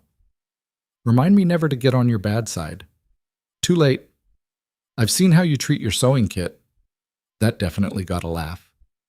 Clara smiled in the darkness, feeling slightly less miserable. The second day brought trouble. They were following a trail through dense pine forest when Gideon suddenly pulled up his horse. Clara stopped beside him, following his gaze. Ahead, 3 riders blocked the path. They weren't dressed like railroad men, too rough, too obviously armed, but the way they were positioned was deliberate. Road's closed, one of them called out. You'll need to turn back. Public trail, Gideon called back. We're just passing through. Don't care. Turn around. Gideon's hand drifted toward the rifle in his saddle holster. Clara touched his arm, stopping him. How much? She called out. The lead rider blinked. What? How much is the railroad paying you to block this trail? Because we can pay more. The 3 men exchanged glances, clearly not expecting negotiation. The leader recovered first. $20 each. Done. Clara pulled bills from her jacket, money Gideon had given her for bribes and emergencies, apparently used for both. Let us pass, and the railroad never knows we came through here. More glances between the hired thugs. Finally, the leader rode forward and grabbed the money Clara held out. He counted it, nodded to his companions, and they moved aside. Smart, the leader said as Clara and Gideon passed. Most people try to fight. Fighting's expensive and we're on a budget, Clara replied without looking back. Once they were out of earshot, Gideon said, That was $60. Cheaper than getting shot, Clara urged her horse faster. Besides, now we know Kane's definitely watching for us. We need to be more careful. They traveled off trail after that, using game paths and following ridgelines instead of the main road. It added time, but kept them away from potential ambushes. By the third day, both of them were exhausted, filthy, and running low on food. Silverton appeared late on the fourth afternoon, sprawling across a valley with the territorial courthouse visible on a hill overlooking the town. Clara had never been here before. It was bigger than Fairhaven, rougher, full of miners and railroad workers, and all the business that came with both. "We need a hotel and a bath," Clara said, taking in her mud-caked clothes. "I can't walk into court looking like I crawled out of a ditch." They found a modest hotel near the courthouse, cheap but clean. Clara paid for 2 rooms and immediately locked herself in hers with hot water and soap. The bath was small, and the water turned gray within minutes, but she scrubbed herself clean and washed her hair for the first time in a week. The suit she'd made fit perfectly, which was good since she had no backup. She braided her hair into a tight crown, the style severe but professional. Looking in the small mirror, she barely recognized herself. The woman staring back looked competent, serious, nothing like the seamstress who'd been thrown in the mud 4 months ago. Gideon was waiting in the hotel lobby when she came down, cleaned up himself in dark wool pants and a pressed shirt. He did a double take when he saw her. "You look," he started, then stopped. "Professional?" Clara suggested. "Dangerous," he corrected. "In a good way." They walked to the courthouse together, Clara carrying the waterproof case, her heart hammering despite her outward calm. The building was imposing, stone construction, 3 stories, with the territorial seal prominently displayed. Inside was all dark wood and serious faces, clerks hurrying between offices with armfuls of documents. Clara approached the main desk where a severe-looking woman with spectacles was reviewing paperwork. "I need to file an emergency injunction," Clara said, keeping her voice steady. The clerk looked up, took in Clara's appearance, and frowned. "You'll need a lawyer for that." Pro se representation is allowed for mining disputes under Territorial Code Section 47-12. Clara had memorized the relevant statutes. "I'm filing on behalf of Gideon Rourke against the federal seizure of his mining claim." The clerk's frown deepened. "You have documentation?" Clara opened her case and began laying out papers. The original claim, survey reports, correspondence with the Federal Land Office, receipts for improvements. Every piece organized with tabs she'd made from scraps of fabric, color-coded by relevance.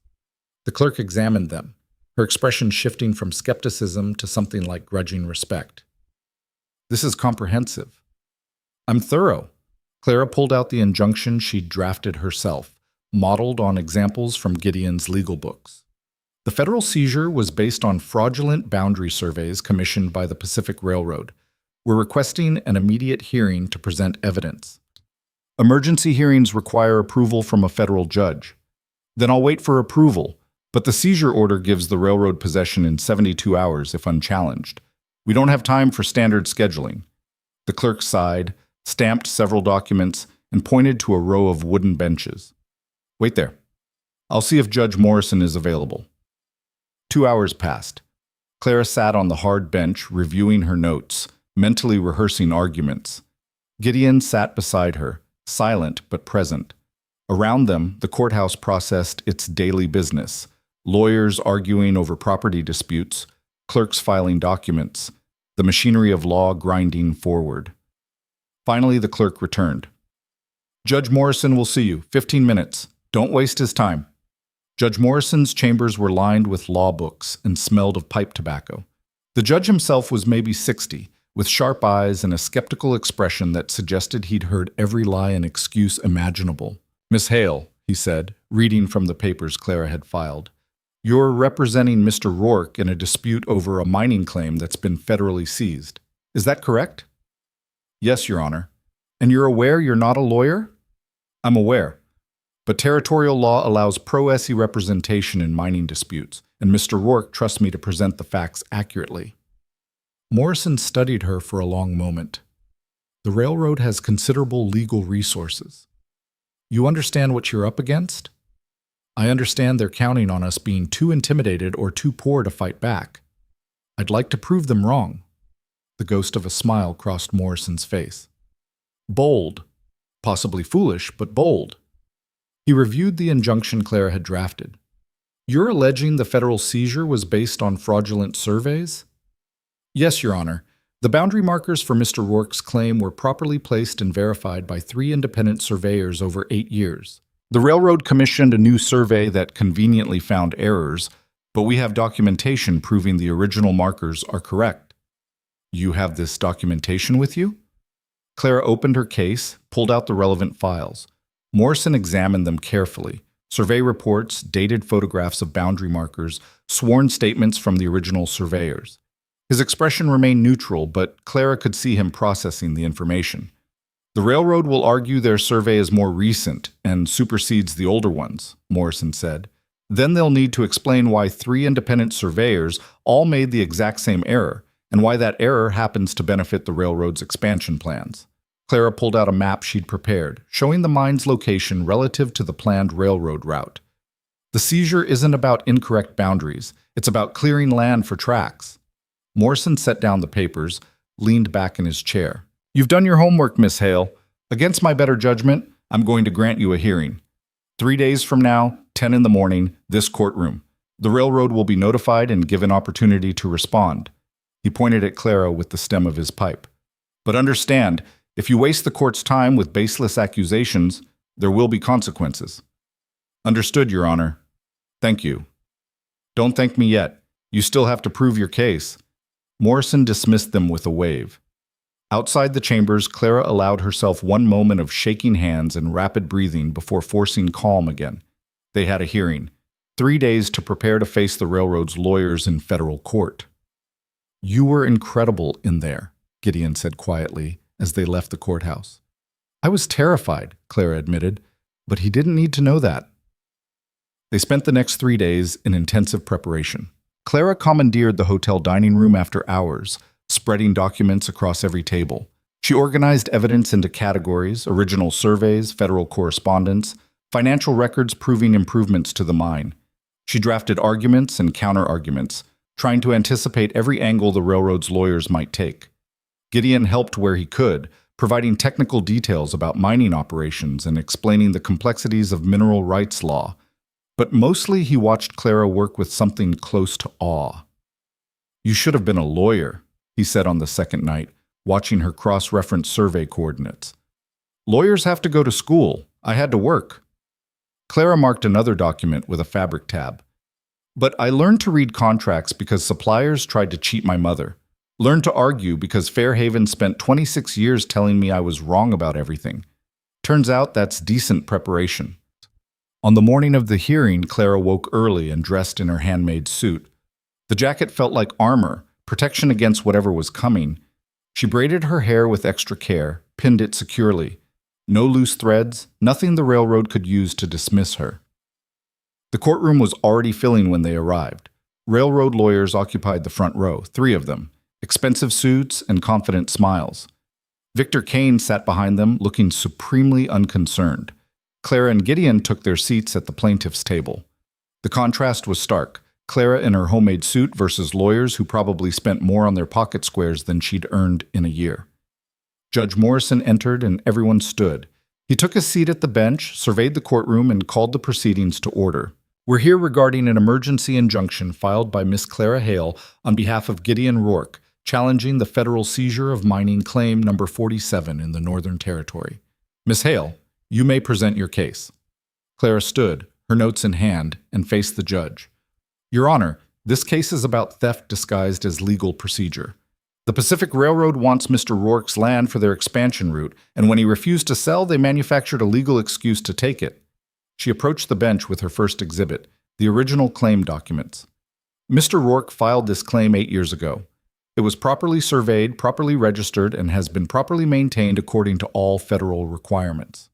The seizure order suggests otherwise, Morrison said. The seizure order is based on a survey commissioned by the railroad itself, which conveniently found errors that invalidate Mr. Rourke's claim. Clara laid out the 3 independent surveys side by side. These 3 surveys, conducted by different surveyors over 8 years, all confirm the same boundary markers. The probability of 3 independent professionals making identical errors is statistically impossible.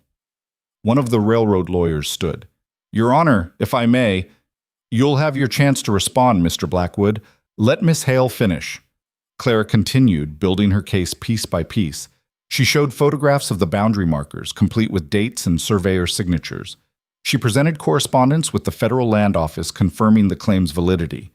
She demonstrated a clear timeline showing the railroad's interest in the land preceded the sudden discovery of survey errors. The pattern is obvious, Clara said. The railroad identified land they wanted, made an offer, received a refusal, and then used their resources to create a legal pretext for seizure. This isn't about boundary errors. It's about powerful interests taking what they want from people who can't fight back. She returned to her seat, heart pounding. Across the aisle, Blackwood stood with practiced ease. Your Honor, Miss Hale tells a compelling story, but that's all it is, a story. The facts are simple. A federal review found errors in the original survey. Such errors are not uncommon in frontier mining claims where surveying standards were less rigorous. He presented his own documents. The railroad survey was conducted by certified federal surveyors using modern equipment. It supersedes older, less accurate surveys. Less accurate? Clara stood again, unable to stop herself. Your Honor, the surveyors who conducted the original surveys included Thomas Chen, who surveyed half the mining claims in this territory. Are we to believe he suddenly forgot how to do his job on this one claim? Miss Hale, please wait to be recognized, Morrison said, but his tone wasn't harsh. Blackwood smiled condescendingly. Mistakes happen. Even experienced surveyors can make errors, especially in difficult terrain. Then explain this. Clara pulled out another document she'd been saving. This is the railroad's own expansion plan, filed with the Territorial Land Office 6 months before the survey that found these convenient errors. It shows their proposed route going directly through Mr. Rourke's mine. She handed it to Morrison. They knew they needed this land. The survey just gave them an excuse to take it. Morrison examined the document carefully. Mr. Blackwood, did the railroad commission the federal survey that found these errors? We requested a review, yes, as is our right when planning major infrastructure. Did you commission it? Blackwood's smile tightened. We provided funding for the survey as the federal government lacks resources for comprehensive. So the railroad paid for the survey that gave the railroad a legal excuse to seize land the railroad wanted. Morrison set down the document. That's not a conflict of interest that concerns you? Your Honor, federal surveyors are professionals bound by. I can read, Mr. Blackwood. Morrison's patience was clearly wearing thin. Miss Hale has presented 3 independent surveys confirming the original boundaries. You've presented one survey paid for by the party that benefits from its conclusions. Unless you have additional evidence, I'm inclined to find the seizure was improperly granted. Blackwood's confidence finally cracked. Your Honor, the Pacific Railroad has invested millions in this expansion. We cannot proceed if every disgruntled claim holder can challenge federal authority based on old paperwork. Every legitimate claim holder can challenge fraudulent seizures, Mr. Blackwood. That's why we have courts. Morrison began writing. The injunction is granted. The federal seizure order is rescinded pending a full investigation into the survey that justified it. Mr. Rourke's claim is restored effective immediately. The gavel came down. Clara felt the words hit her like a physical impact. They'd won. Against the railroad, against lawyers who'd probably never lost a case like this, against every expectation and odd, they'd won. Beside her, Gideon let out a breath he'd been holding for what might have been days. Across the aisle, Blackwood gathered his papers with barely concealed fury. Kane's face had gone red, his composure finally cracking. Your Honor, Blackwood tried one more time, we intend to appeal. You can appeal to the Territorial Supreme Court if you want, but until then, the mine belongs to Mr. Rourke. Morrison looked at Clara. Miss Hale, you argued your case well. If you ever decide to actually study law, you'd make a formidable attorney. Thank you, Your Honor. Morrison dismissed the court, and Clara stood, her legs suddenly shaky. Gideon's hand found her elbow, steadying her. We need to leave, he said quietly. Now, before Kane decides to try something stupid. They gathered their documents and headed for the door, but Kane intercepted them in the courthouse hallway. His face was a mask of controlled rage. This isn't over, he said, voice low and vicious. You think one hearing changes anything? The railroad owns this territory. We own the judges, the sheriffs, the supply lines. You've bought yourself time. Nothing more. That's enough time, Clara said, meeting his eyes without flinching. Time for your fraudulent survey to be investigated. Time for people to ask questions about how the Pacific Railroad does business. You wanted this quiet and easy. We just made it loud and public. Kane stepped closer, close enough that Clara could smell expensive cologne and underlying sweat. You made a mistake making an enemy of me, Miss Hale. Funny, Clara said. I was thinking the same thing about you making an enemy of me. Gideon's hand moved to Kane's chest, not aggressive, but absolutely firm. Step back. For a moment, violence hung in the air like smoke. Then Kane smiled, cold and sharp. Enjoy your victory. They never last long. He walked away, his lawyers following like expensive shadows. Clara and Gideon left the courthouse, collected their horses, and rode out of Silverton as fast as they could without attracting attention. They didn't stop until they were miles from town, off the main road, in a small clearing surrounded by pine trees. Only then did Clara allow herself to react. She dismounted on shaking legs and sat down hard on a fallen log, suddenly unable to stand. We won, she said, the reality finally hitting her. We actually won. Gideon sat beside her, close enough that their shoulders touched. You won. I just provided documents. You're the one who stood in front of a federal judge and dismantled the railroad's case. I was terrified the entire time. Couldn't tell. He was quiet for a moment, then, You know, Kane meant what he said. This isn't over. I know. Clara looked at the forest around them, the mountains in the distance. But we proved we can fight back. That's something. It's everything, Gideon corrected. He turned to face her, and something in his expression made Clara's breath catch. Clara, I need to tell you something. What? I brought you to the mine because you could make good work clothes, but you've become... He stopped, searching for words. You've become essential, not just to the operation, to me. Clara's heart was hammering again, but for an entirely different reason than court anxiety. Gideon, let me finish. I spent 10 years keeping distance from everyone because caring meant it hurt when you lost people. But you made that impossible. You crawled through unstable tunnels to save Skip. You stood up to the railroad when anyone sensible would have run. You make everything better just by being there. He met her eyes. I don't want distance anymore. I want you to stay. Not as the seamstress, as my partner, in everything. Claire looked at this man who'd stepped into a crowd of people mocking her and offered her a chance at a different life. Who'd trusted her with his camp, his crew, his entire operation. Who'd let her in past all those walls he'd built. I'm not going anywhere, she said. You're stuck with me. Gideon smiled. A real smile, not the almost smile she'd gotten used to, and kissed her. It was awkward and imperfect and tasted like trail dust, but Clara didn't care. This was real in a way nothing in her carefully controlled Fairhaven life had ever been. When they finally pulled apart, Gideon said, We should get back to the crew. They'll want to know what happened. And we need to figure out what Kane's going to try next, Clara added, ever practical. Always thinking ahead. Someone has to. They rode back to the lumber camp together, side by side, and Clara felt something settle in her chest. This wasn't the end of the fight. Kane would try again. The railroad would push back. There would be more battles ahead. But for the first time in her life, Clara wasn't fighting alone. And that made all the difference. The crew was waiting when they rode into the lumber camp just after sunset. Pike had posted lookouts, and word of their arrival spread fast.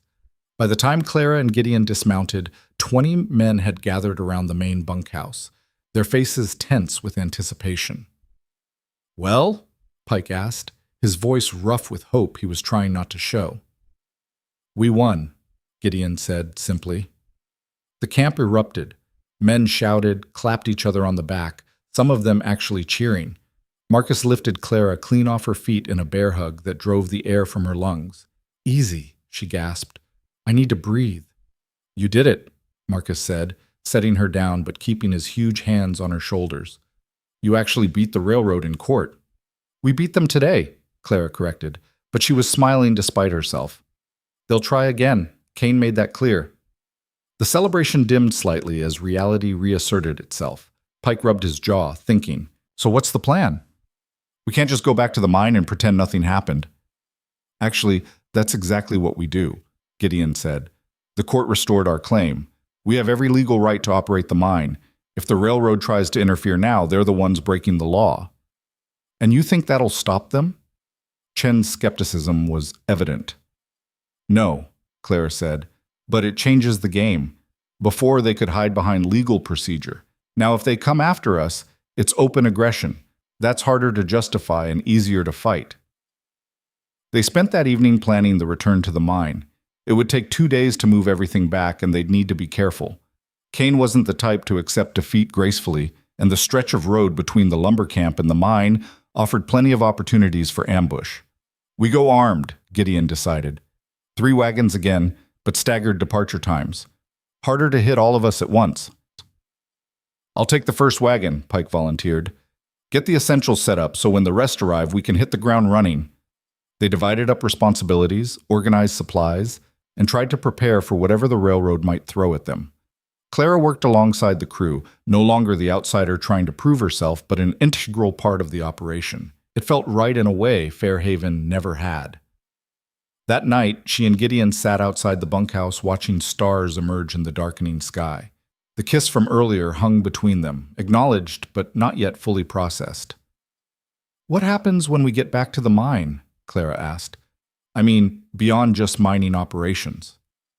"What do you want to happen?" Clara thought about it carefully. "I want to keep making gear, build a proper workshop, maybe hire an apprentice eventually. The crew's going to need someone who can repair and replace equipment. And I'm good at it." She paused. "But I also want to help run things. The organizational systems, the supplies, the business side. You're good at the mining, but the administrative work bogs you down. You want to be a partner, not just in the personal sense. Is that a problem?" Gideon was quiet for a moment. "Most men would say yes. A woman running half a mining operation, having equal say in decisions, Fairhaven would lose their minds." "Good thing we're not in Fairhaven." "Good thing," he agreed. "And no, it's not a problem. You've already been doing the work. Might as well make it official." He looked at her sideways. "Equal partnership means equal risk, though. If this goes bad, you lose everything, too."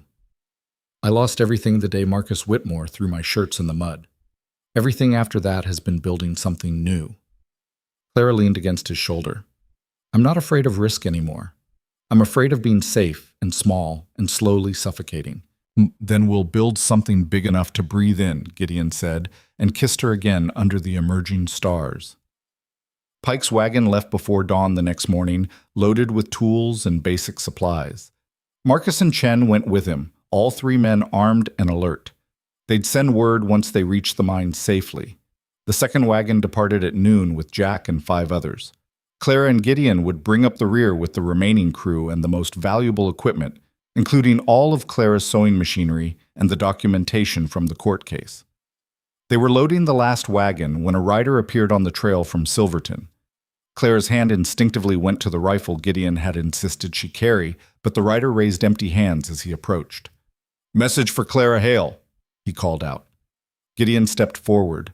"Who's asking?" "Courier service out of Silverton. Got paid to deliver this. No questions asked."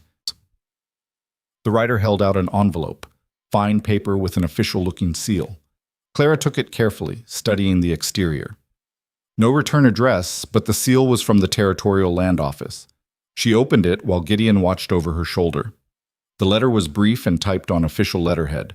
It informed them that an investigation had been opened into the Pacific Railroad's surveying practices following irregularities discovered during the Rourke case.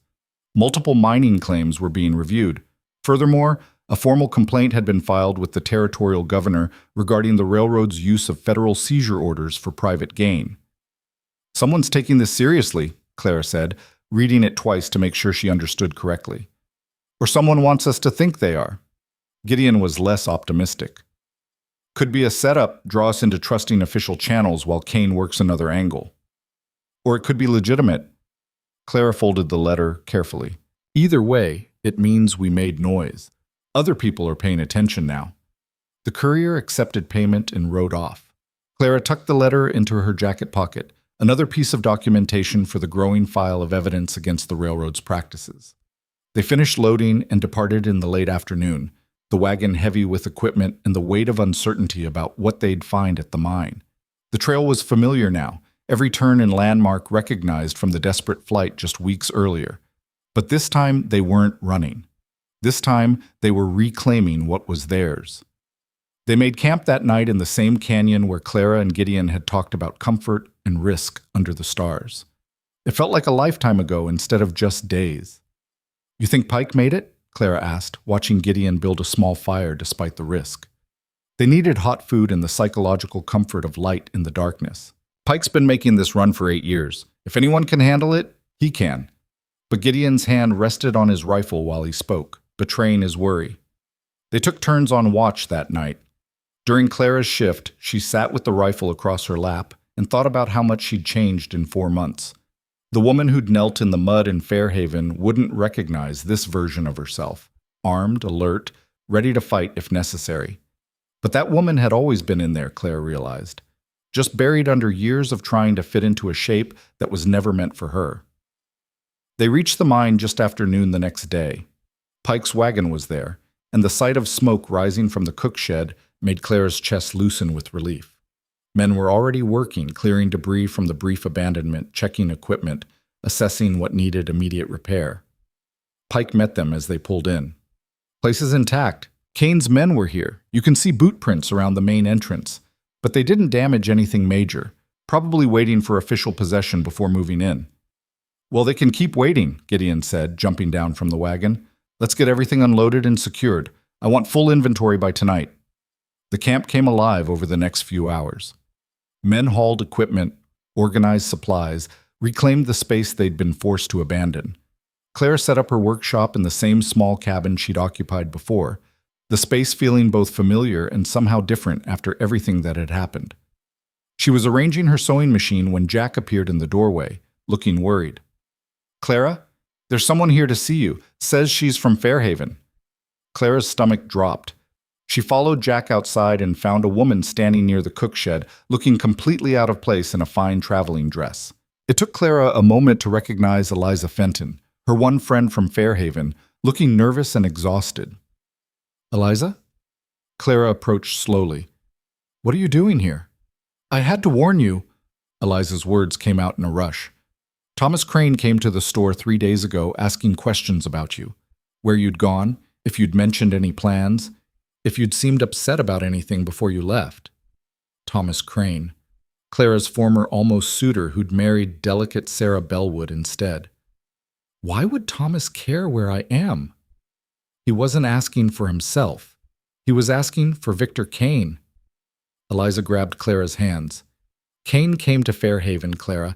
He's been talking to everyone who knew you, asking about your family, your finances, looking for anything he can use against you. Marcus Whitmore told him everything, about the exposition, about how you left with Gideon, about how you'd always been difficult and ungrateful." Clara felt cold settle in her stomach. "He's building a case against me, personal history, character witnesses. He told people you and Gideon are married, and you convinced him to fight the railroad with lies." Eliza's voice dropped. "He's making you out to be some kind of scheming woman who seduced a simple miner and manipulated the courts. It's ugly, Clara, really ugly." Gideon had been listening from a few feet away. Now he stepped forward. "How many people believe it?" "Enough," Eliza said miserably. "The ones who already didn't like Clara are eager to believe the worst. And Kane's offering money for testimony. Thomas took it. So did Marcus Whitmore. They're going to say Clara was dishonest in her business dealings, that she can't be trusted, that she's—" She stopped, clearly uncomfortable. "That she's what?" Clara demanded. "That she's a fallen woman of low character who would say anything for money or status." Eliza looked like she wanted to cry. "I'm sorry. I know it's all lies, but Kane's making it sound believable."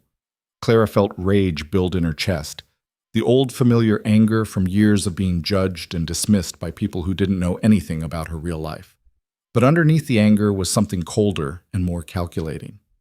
"He's attacking my credibility," she said slowly. "If he can make me look dishonest or manipulative, he can argue I falsified evidence or coached Gideon's testimony. It doesn't matter if it's true. It creates doubt." "Exactly," Gideon said grimly. "And doubt is all he needs to get a retrial or an appeal granted." "We need to counter it," Clara said, her mind already working through possibilities. "But how do you prove a negative? How do I prove I'm not some manipulative schemer when the people testifying against me are from my own hometown? Eliza hesitated, then pulled an envelope from her bag. I brought something. I wasn't sure if it would help, but she handed it to Clara. Inside were letters. Were Dozens of them, written over the years by Clara's mother before she died. Letters describing Clara's work ethic, her honesty, her care for others. Letters from customers praising her craftsmanship. A letter from the owner of the feed store where Clara had rented her workshop, documenting her perfect payment record over 5 years. I went to your old workshop after Kane left town, Eliza explained. You'd left some boxes in storage. I grabbed everything I thought might be useful. Her voice got stronger. And I'm willing to testify, too, about what Fairhaven really was like for you, about how you were treated, about what actually happened at that exposition. Clara looked at the letters, at this woman who'd traveled days into the mountains to warn her and bring evidence, and felt something crack in her chest. You didn't have to do this, she said, voice rough. Yes, I did. You're my friend, the only person in Fairhaven who treated me like I had a brain instead of just a face. Eliza straightened her shoulders. And I'm tired of people like Marcus Whitmore deciding what's true. So I'll testify. I'll tell them exactly what kind of person you are. They set Eliza up in Clara's cabin and spent the evening going through everything she'd brought. The letters painted a picture of Clara's life in Fairhaven that was drastically different from the story Kane was spreading. A woman who worked herself half to death, who supported her dying mother alone, who honored every commitment and never asked for charity. But would it be enough? The answer came 2 weeks later in the form of an official summons. The Pacific Railroad was challenging the court's decision, citing new evidence regarding Clara's character and reliability as a witness. A hearing was scheduled in 3 weeks to determine if the original ruling should be reconsidered. They're really doing this, Pike said, reading the summons over Clara's shoulder. Going after you personally. Because they can't beat the evidence, so they're attacking the person who presented it. Clara set down the summons, feeling exhausted. We just won, and now we have to do it all over again. Not all over again, Gideon corrected. This time they're playing defense. They have to prove you're dishonest. We just have to prove you're not. That's still an uphill fight. Clara pulled out her notebook, started making lists. We need more than just Eliza's testimony. We need people from outside Fairhaven who can speak to my character and work. The crew, Marcus said immediately. Every man here can testify about the work you've done, how you saved Skip during the collapse, how you've improved the operation. Miners testifying for miners won't carry much weight, Clara said. The railroad will argue we're all biased. Then we get other people. Chen was warming to the idea. The surveyor who did our original claim, he's independent. Otto could testify about how you improved the camp's operations. Even Silas the trader, before the railroad bought him out. Clara wrote it all down, building a list of potential witnesses. It wasn't perfect, but it was something. They'd go back to Silverton, face Kane's character assassination, and fight back with the truth. The 3 weeks passed in a blur of preparation. Clara worked with Eliza to organize the letters and documentation from Fairhaven. She drafted questions for their witnesses, anticipated attacks from the railroad's lawyers. She even made a new suit, this one slightly more refined, trying to project even more competence and professionalism. Gideon handled the mining operation while Clara focused on legal preparation, but every evening they'd review strategy together. It had become their routine, work separately during the day, then collaborate at night, combining their different strengths into something stronger than either could manage alone. The night before they were due to leave for Silverton, Clara stood outside her cabin looking at the valley. The mine was running smoothly now, ore being processed, equipment maintained, everything functioning like a well-oiled machine. She'd helped build this, had become essential to its success, and the railroad wanted to take it away by destroying her reputation. You're thinking too loud, Gideon said, appearing beside her.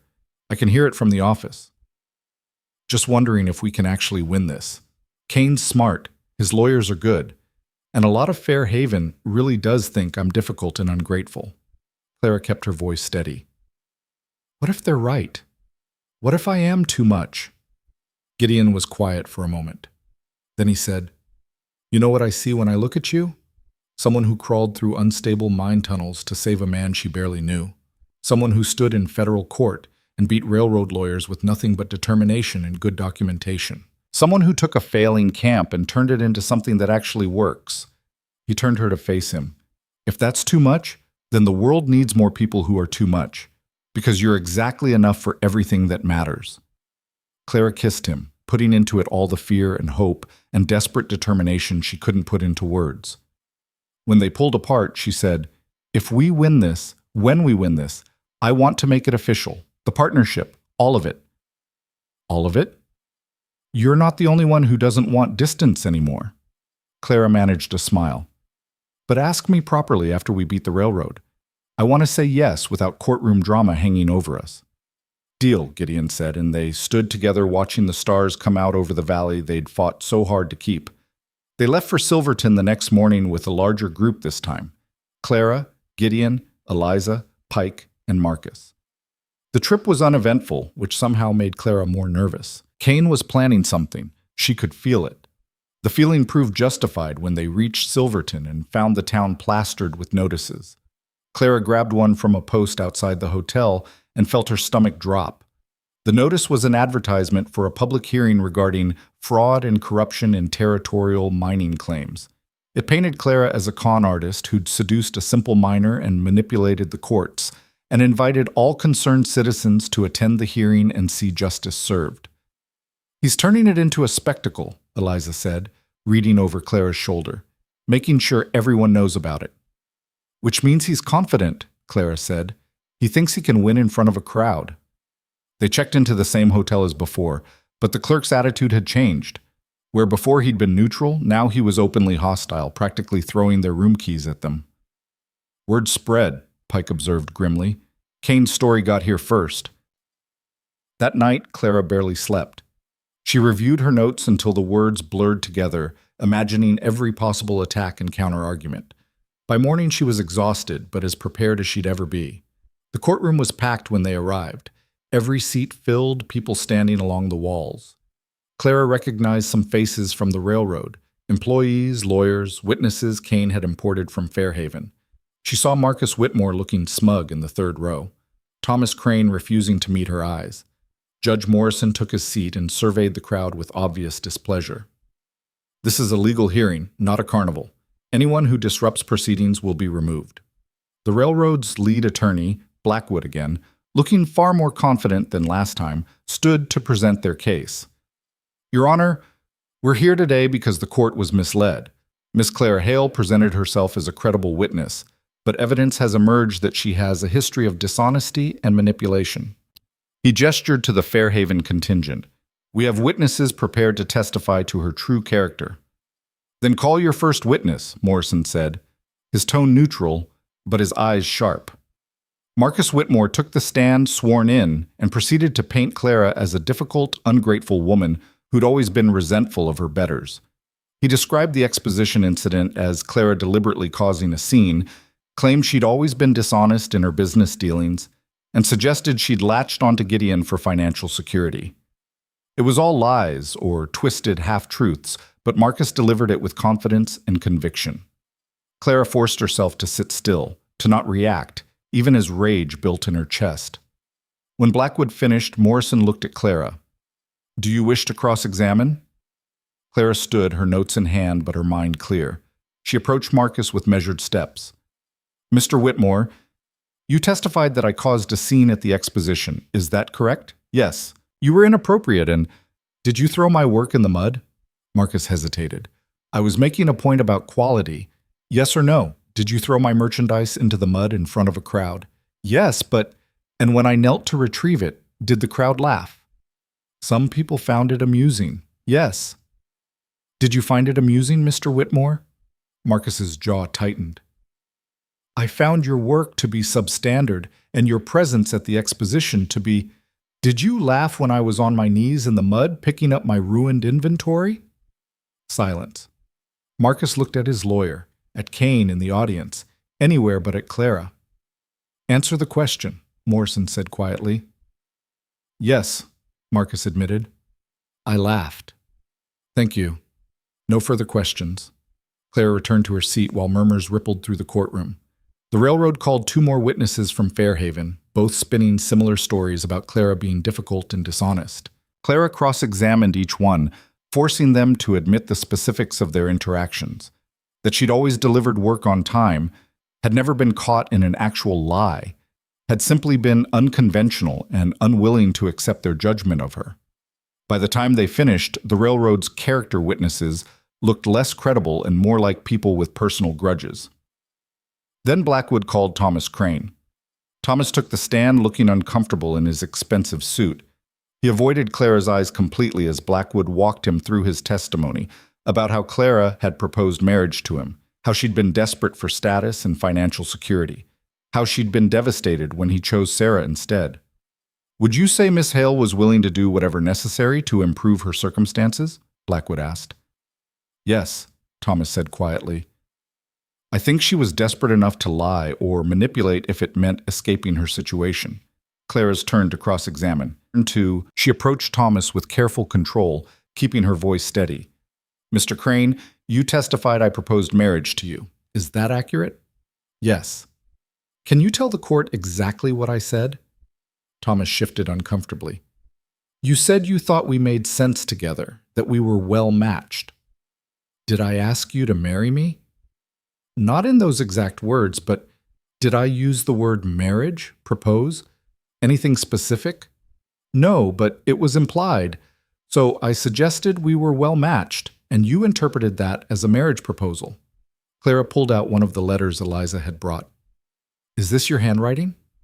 Thomas paled. "Where did you get that?" "My mother kept it. You wrote to her 3 months before you married Sarah, asking for permission to court me seriously. You wrote that you admired my independence and work ethic, that you thought I was unlike any woman you'd met."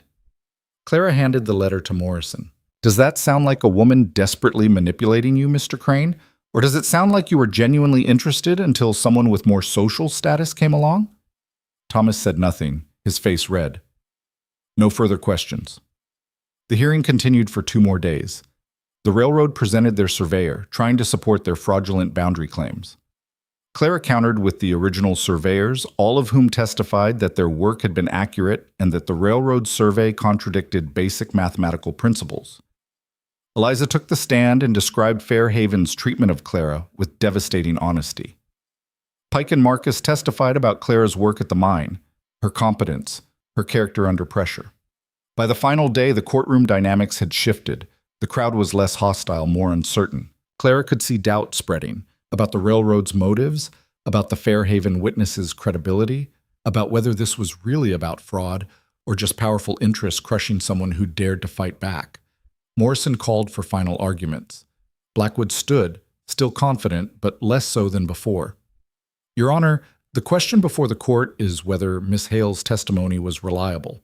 We've shown a pattern of difficult behavior, of desperation, of You've shown that Miss Hale didn't fit Fairhaven's expectations for women," Morrison interrupted. "That's not the same as dishonesty, Mr. Blackwood. She manipulated the court with selective evidence. She presented comprehensive documentation that your own witnesses couldn't effectively counter." Morrison's patience was clearly exhausted. "Is there an actual legal argument here, or are we just relitigating the fact that Miss Hale is unconventional?" Blackwood sat down, his confidence finally cracking completely. Morrison looked at Clara. "Miss Hale, do you wish to make a closing statement?" Clara stood, no notes this time. Just her and the truth. "Your Honor, the railroad wants this to be about my character, about whether I'm too difficult, too unconventional, too willing to fight when I should be quiet." She looked at the packed courtroom. "But this case has never been about me. It's about whether powerful interests can take land from people who legally own it just because they want it. It's about whether the law protects everyone or just people with money and influence." She pulled out the original surveyor reports, held them up. "These documents don't lie. The mathematics don't change based on who I am or what Fairhaven thought of me. The boundaries are correct, the claim is legal, and the only fraud here is the railroad trying to manufacture a reason to seize land they couldn't buy." Clara set down the documents. "You can think I'm difficult. You can think I don't fit properly into society's boxes, but that doesn't make me a liar. And it doesn't make their theft legal." She sat down. The courtroom was absolutely silent. Morrison didn't even deliberate. He simply wrote for a moment, then looked up. I've heard nothing in these proceedings that undermines the court's original ruling. The railroad's character witnesses established that Miss Hale is unconventional and that Fairhaven didn't approve of her. That's not evidence of dishonesty. He looked at Blackwood. Your surveyor's testimony was thoroughly discredited. The boundary dispute is baseless. The gavel came down. The original ruling stands. Mr. Rourke's claim is legitimate and legally protected. The Pacific Railroad's challenge is dismissed. Furthermore, I'm recommending a territorial investigation into the railroad's use of fraudulent surveys to seize land. This court is adjourned. The courtroom erupted. Clara sat frozen for a moment, barely able to process what had just happened. They'd won. Again. Decisively this time, with witnesses and documentation and a recommendation for investigation that could hamstring the railroad's entire land acquisition strategy. Gideon pulled her to her feet, and then Pike was there, and Marcus, all of them grinning like fools. Eliza was crying happy tears. Even the courtroom crowd seemed more celebratory than hostile now, people approaching to congratulate them. Clara saw Victor Kane near the back, his face a mask of barely controlled fury. He met her eyes across the crowded room, and she saw the moment he accepted defeat. His lawyers were already packing up, and Kane turned and walked out without another word. It's over, Gideon said, the words carrying weight and wonder. It's actually over. For now, Clara said, ever practical. But they'll think twice before trying this with anyone else. That investigation Morrison recommended, that's going to make them pause. They left Silverton the next day to cheers from the few people who genuinely supported them. The ride back to the mine felt different, lighter, like a weight had been lifted. Eliza came with them, having decided Fairhaven held nothing for her anymore, and interested in seeing what life in the mountains might offer. The crew was waiting when they arrived, and the celebration that erupted rivaled anything Clara had experienced. Otto produced actual whiskey from some hidden supply, and Pike organized an impromptu competition of increasingly ridiculous mining-related challenges. Clara stood on the edge of the celebration, watching her chosen family celebrate their victory, and felt complete in a way she never had before. Gideon found her there as the sun set behind the mountains. You said to ask you properly after we won, he said without preamble. I did say that. Clara Hale, will you marry me? Not because either of us needs saving, but because we're better together than apart. Partners in everything. Clara looked at this man who'd seen her on her worst day and offered her a chance at something better. Who trusted her with his operation, his crew, his heart, who'd stood beside her through court battles and railroad threats and never once suggested she should be smaller or quieter or more conventional. Yes, she said, absolutely yes. He kissed her while the crew cheered, apparently having been eavesdropping shamelessly. Someone started singing something wildly inappropriate, and Pike threw a boot at him to shut him up. They were married 3 weeks later in a small ceremony at the mine, officiated by a traveling judge who happened to be passing through. Clara wore a dress she'd made herself, practical enough for the mountains but beautiful in its simplicity. The whole crew attended, along with Eliza and a few other friends they'd made. There was no church, no formal reception, no expectations to live up to. Just two people choosing each other in front of witnesses who actually mattered to them. Clara and Gideon ran the mine as equal partners after that, her handling the business and organization while he managed the technical operations. The arrangement worked so well that productivity increased 30% in the first year. Clara's workshop expanded. She hired 2 apprentices, one a young woman from Silverton who showed real talent, the other a miner who'd lost 3 fingers and needed a new trade. Her gear became known throughout the territory for quality and durability, and orders came in from mines across the region. The territorial investigation into the Pacific Railroad's practices revealed widespread fraud in their land acquisitions. 3 executives were arrested, including Victor Kane, and the railroad's expansion was delayed for years while they worked through legal challenges. Fairhaven heard about it all, of course. The story of the difficult seamstress who'd beaten the railroad became the kind of tale people told in bars and around campfires. Clara heard through Eliza that Marcus Whitmore had been furious, that Thomas Crane had admitted to Sarah that he'd made a mistake letting Clara go. Clara didn't care. Fairhaven was a lifetime ago, a place that had tried to crush her into a shape she was never meant to fit. Let them tell whatever stories they wanted. She had work to do. 5 years after leaving Fairhaven, Clara stood at the mine entrance watching Skip emerge from a successful shift, his crew tired but satisfied. The operation employed 40 people now, paid fair wages, and had a reputation as one of the best-run mines in the territory. Her workshop occupied its own building, complete with 3 sewing machines and proper lighting. The apprentices had both graduated to full positions, and Clara had just hired a 4th person to handle the growing demand. Gideon found her there, as he often did, checking on the evening shift change. "Thinking about something?" he asked. "Just remembering. That exposition in Fairhaven, kneeling in the mud while everyone laughed." Clara leaned against him. "I was so sure that was rock bottom, the worst moment of my life. And now? Now I know it was the best thing that could have happened, because it forced me to choose, stay small and safe, or risk everything for a chance at something better." She looked up at him. "I chose better. I chose this." "We chose each other," Gideon corrected. "Everything else came from that." In the distance, the dinner bell rang. The crew would be gathering in the cook shed, complaining about the work and planning tomorrow's shifts and living the rough, honest life they'd all chosen. Clara's life, her community, her home. She'd left Fairhaven as a woman everyone said was too much, too big, too strong, too difficult, too unconventional, too everything that didn't fit their narrow definition of acceptable. And she'd built a life where too much was exactly right, where strength was valued, where difficulty meant standing up for what mattered, where unconventional was just another word for honest. Clara Hale had finally found her place in the world, not by making herself smaller, but by refusing to break, not by accepting others' judgment, but by trusting her own worth, not by being what Fairhaven wanted, but by becoming exactly who she was meant to be. The mountain wind was cold against her face, but Clara didn't mind. She'd survived worse than weather. She'd survived being told she didn't belong, and she'd built belonging from scratch. That was power. That was victory. That was enough.